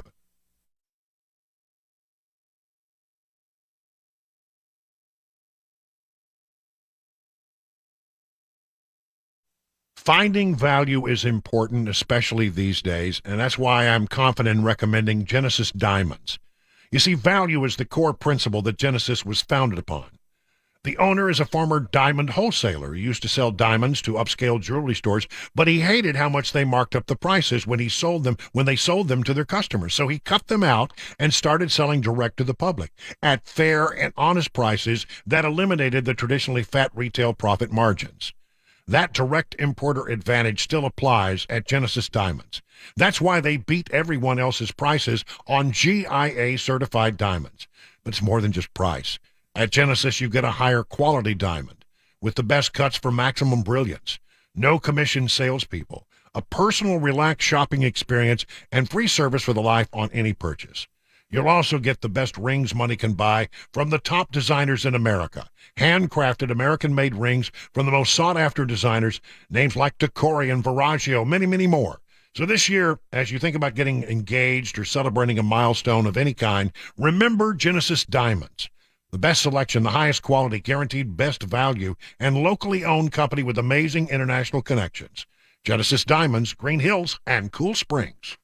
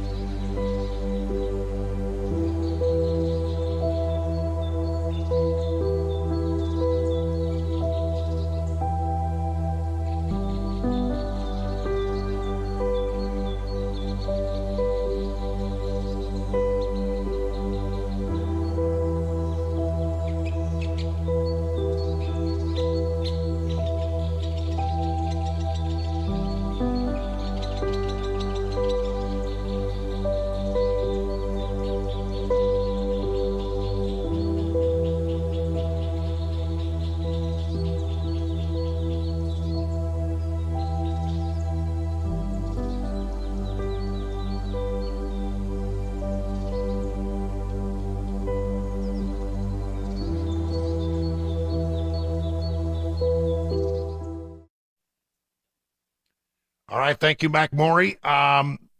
Pete Buttigieg has still not gone to Ohio, hasn't gone to East Palestine, Ohio, to look at that situation with the derailment. There was, by the way, another train derailment. I'm sure there was one today. There was one late Monday night in Gothenburg, Nebraska. Everybody said, there's an awful lot of train derailments. What's going on? Well, really, they're not. They're about 1,700 a year, about 3 or 4 a day in the whole United States. To me, that's a real interesting question. Why are there so many dang train derailments in this country? I bet you, I think we'll find the answer is, because the rails themselves are in pretty bad repair. That's what if I was Pete Buttigieg, that's what I'd be looking at and say, we're having an awful lot of train derailments. We're having about 3 or 4 a day. That's really high, seems high. Why don't we work on that? But he hasn't gone to Ohio. And when he was asked when he was going to go, he said, well, I'm going to go when the time is right. Here is George Stephanopoulos talking with Mayor Pete. The administration has come under some fire for its response. The mayor of East Palestine has said it took nearly 2 weeks for the White House to contact him. There were shouts of "Where's Pete Buttigieg?" at a town hall meeting last week. What's your response to that? When are you going to go to East Palestine? Well, I am planning to go, and our folks were on the ground from the first hours. I do want to stress that the NTSB needs to be able to do its work independently. Hold on just a moment. I need to stop and disabuse you of a notion there, Mayor Pete. He says the NTSB, the National Transportation Safety Board, they're, by the way, one of the more interesting agencies in the federal government. They're completely independent. They got their own little building. There's nobody really supervises them. They are independent, and they have the ability to go in and investigate and make recommendations. Although they don't have any rulemaking capability, they have the ability to do investigations and make recommendations. It's their job, their sole job, to go and investigate a crash scene, a plane crash, a train derailment, whatever it is, and determine what happened and explain it from a scientific standpoint. I covered the NTSB quite a bit when I was in Washington. I'm quite impressed by these people. They're the best in the world. Pete Buttigieg showing up will have zero impact on what they're doing. He's not going to get in their way. He's not going to prevent them from conducting an investigation. So, the fact that, I need to make sure that, does he think that his presence will intimidate the NTSB some way? That's such a absolute sort of statement. Doesn't make any sense at all. Well, I am planning to go, and our folks were on the ground from the first hours. I do want to stress that the NTSB needs to be able to do its work independently. Again, I don't understand. But when I go, the focus is going to be on action. Look, I was mayor of my hometown for 8 years. We dealt with a lot of disasters, natural and human. I just can't believe that. He actually played the Mayor Pete card? Look, I was mayor of my hometown for 8 years. We dealt with a lot of disasters, natural and human. It's almost as if you can feel the collective world rolling its eyes. You're going to go there, you're going to suggest that somehow your job as being the mayor of a small Midwestern town is some kind of credential or qualification for you to be. He is not qualified for this job. He is in way over his head. Pete Buttigieg was selected for this job for one reason and one reason only. He checked a box. He doesn't have any qualifications, and for him to suggest that somehow that, I was the mayor of South Bend, Indiana, ladies and gentlemen. I know a thing about disasters. Look, I was mayor of my hometown for 8 years. We dealt with a lot of disasters, natural and human. Chris, correct me. I mean, I'm bereft of ideas. Can you tell me? Can you think of any kind of crisis that ever occurred that we all remember in South Bend, Indiana? I'm pretty sure it's pretty low on the natural disaster totem pole. I cannot think of one. I can't either. Yeah. Notre Dame's had some heartbreaking losses, but nothing tragic. Yeah, they're nothing that you would call a disaster. I mean, I think he's a disaster. That's what I think. 30 minutes now past the hour of 6 o'clock on Super Talk.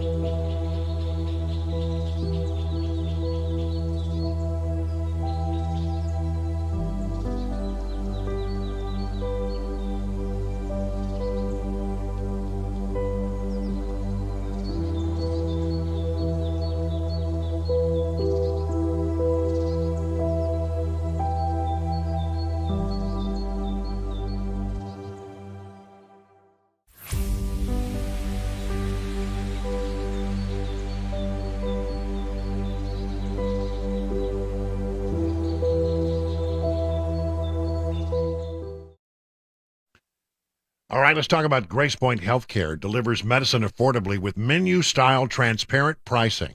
The idea here is to know how much it will cost before the care is actually delivered. Smart Care plans start at $69 a month. You get unlimited office visits and free basic labs for the entire year. There are even some premium Smart Care plans where you can get home visits a couple of times a year. And they treat the whole family, even newborns. They offer family plans as well. Now, if you marry these Smart Care plans with your high-deductible insurance plan, this will save you and your family hundreds of dollars. At Grace Point, they take their time with each patient. They will see you the same or next day. There are no long wait times or crowded wait rooms. They treat naturally wherever possible. It is a military vet-owned practice. Just some of the reasons why it's been voted the best primary care provider by Toast of Music City year after year after year.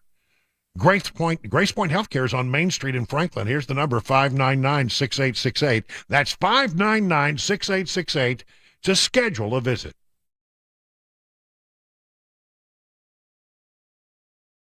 Hi, I'm Paul Winkler. I've been teaching investing on Nashville airwaves for over 20 years with the Investor Coaching Show. And in that time, I taught a lot about how markets work and how we invest money and academic principles of investing money. But I've also talked an awful lot about how to avoid the mistakes that people often make with their money. Think about it. A lot of people sold out of the market at the worst time when COVID struck, or when TARP happened, the Troubled Asset Relief Program, or gold, they invested in that at the worst time. Bailing out of the market because they were worried about Y2K or 9/11 or jumping into energy stocks or jumping into cryptocurrency. One of the things that I like to do is educate investors, because I believe that the more educated you are, the more confident you are, and the more confident you are, the more successful you can be as an investor. Now, I not only do that on our radio show, but we do that in our offices around the Nashville region, 10 offices. To learn more about our approach to investing and financial planning, go to paulwinkler.com and set up a free 15-minute phone call, or you can call 615-851-1950.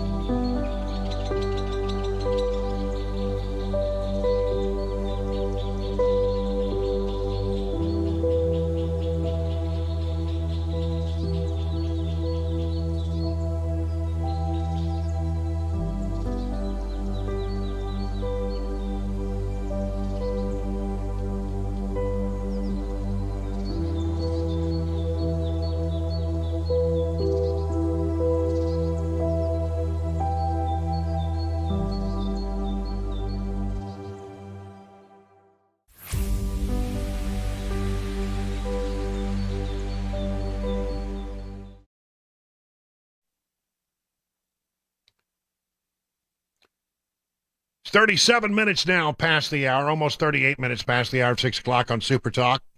Brian Wilson here till 7 o'clock, and then we'll hand it over to Mark Levin, the great one. I've got a series of stories we just haven't had time to get to today that fill up this last few minutes of the show. We have to talk about, I keep calling him the wrong name because Tucker Carlson calls him Don Lemon. Don Lemon.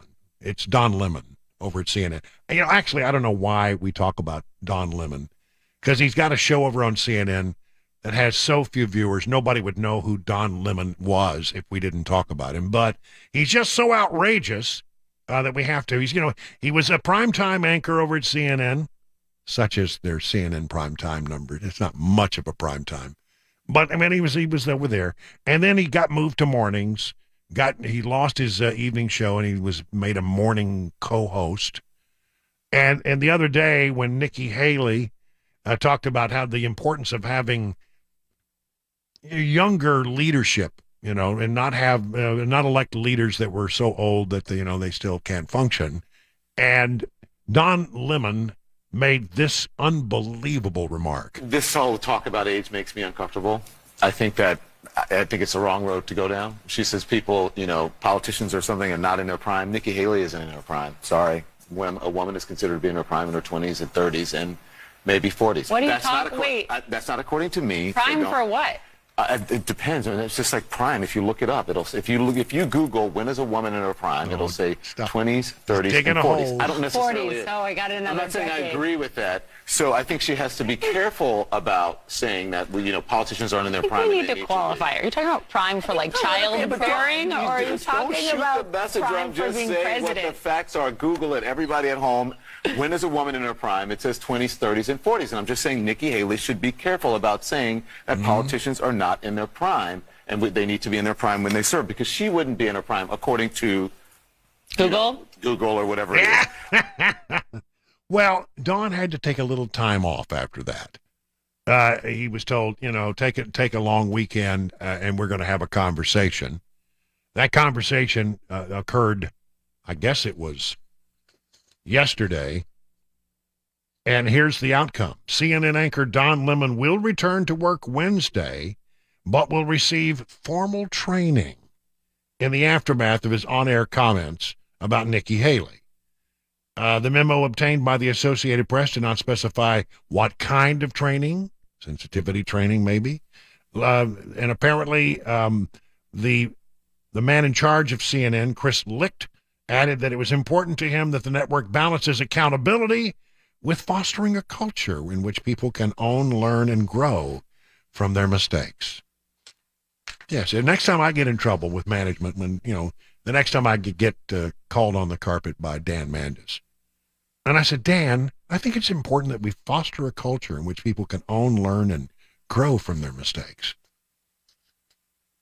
Let me know how that works out for you. Yeah, and he'll go, moving on. Very well. This is ridiculous. But I'm telling you, that show, it's almost like you need to watch it because it's such a train wreck. It actually, when you see them interact, the town, when you watch television, what you want to watch are people who seem to have some that they like each other, that they get along with each other, that they seem like a family, or that they're at least friendly with one another, at least on a professional level. But, you don't see that on this show. What you see is awkwardness all the time, as if, there's just no, what's the word I'm looking for? Charisma. There is no... Chemistry. Chemistry is the word I'm looking for. You and I, we have chemistry. I mean, like right there, I was searching for the word and you came up with it. Sometimes. That's an example of chemistry right there. We have chemistry, but I mean, they don't. They don't have any chemistry at all. I've actually been on the set as an anchor. This is talking back in my local TV days, with someone with whom I had tremendous chemistry, and I had to work at times with another person with whom I had zero chemistry, and it was, it was like night and day.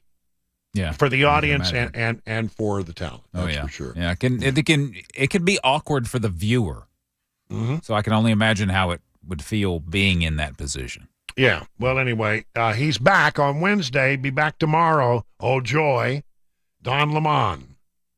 I like that. I think I'm going to keep it. I've been thinking a lot lately about Jimmy Carter, the 39th president of these United States. As you know, he has been moved into hospice, which means probably his time with us on Earth is not much. He's 98 years old. He's not going to probably be with us much longer.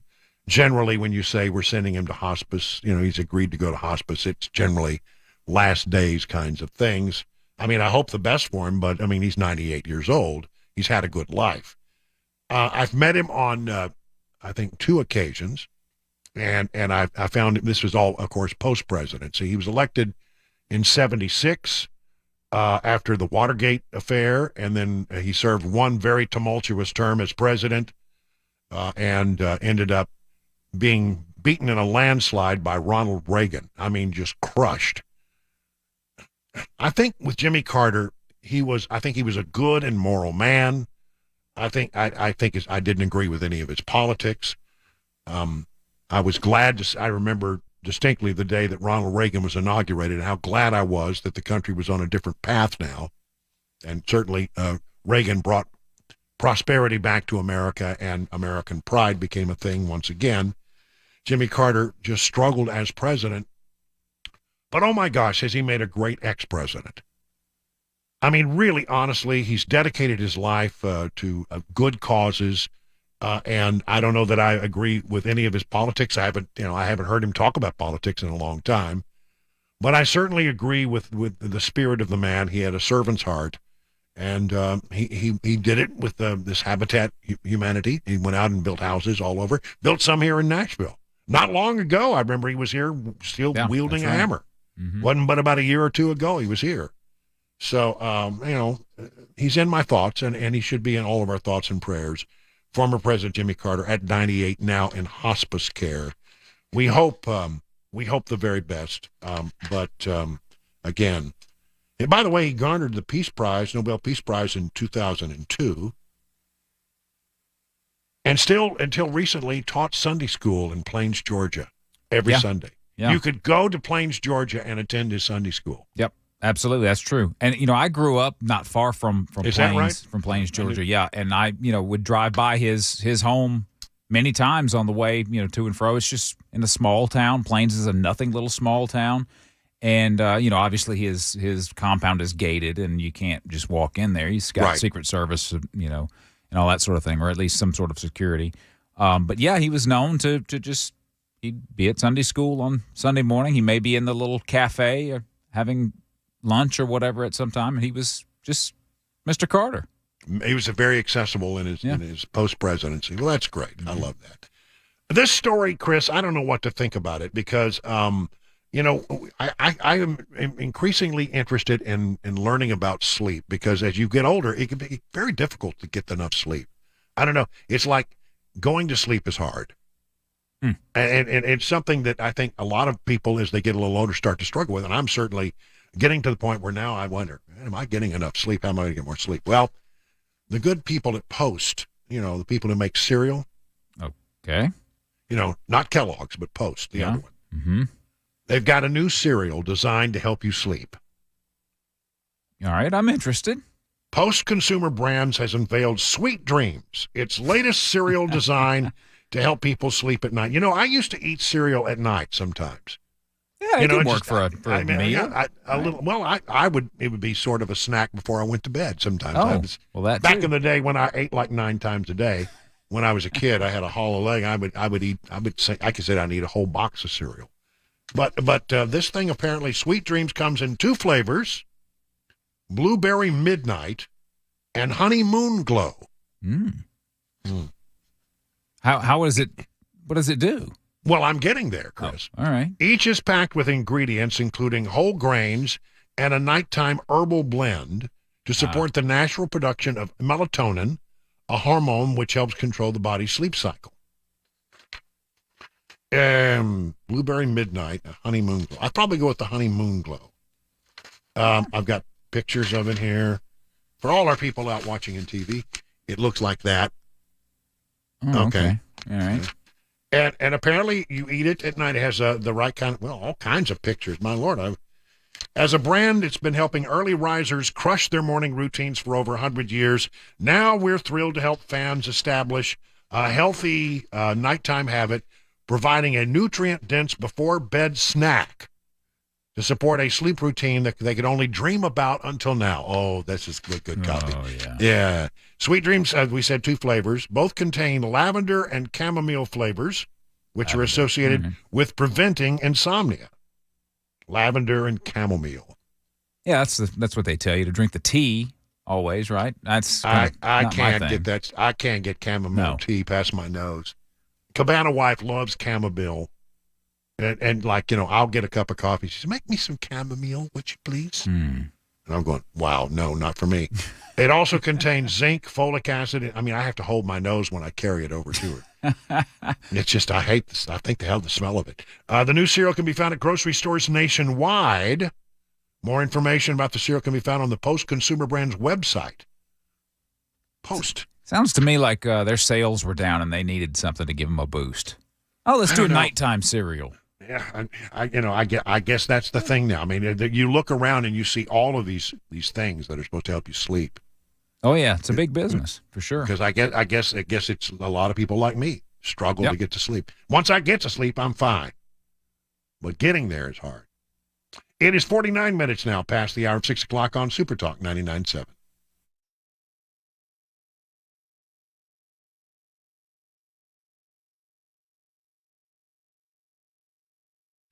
When Cabana wife and I went down to the Glock store, I thought I'd be the one who was the top dog when it came to putting the rounds down range. But you know what? She turned out to be the much better shot. But training with her was a ton of fun. If you and your significant other want to enjoy a couples training session, well, February, we still got a few days left, is the month to visit the world-famous Glock store. During all of February, your significant other trains with you for free with your paid range session. And that's not all. If your significant other is thinking about a handgun of their own, all couple sessions will come with free handgun rentals, so you can choose the perfect one. That's right. During your session, you can try out as many of their huge variety of rental guns with or without optics, just whatever you want. It's such a good deal. To book your February couple session, simply go to shoot270.com and click on Book a Shooting Session, or alternatively, call the Glock store at 615-682-6565. That's 615-682-6565. Only at McGill's world-famous Glock store, minutes from the airport, and worth the drive from anywhere.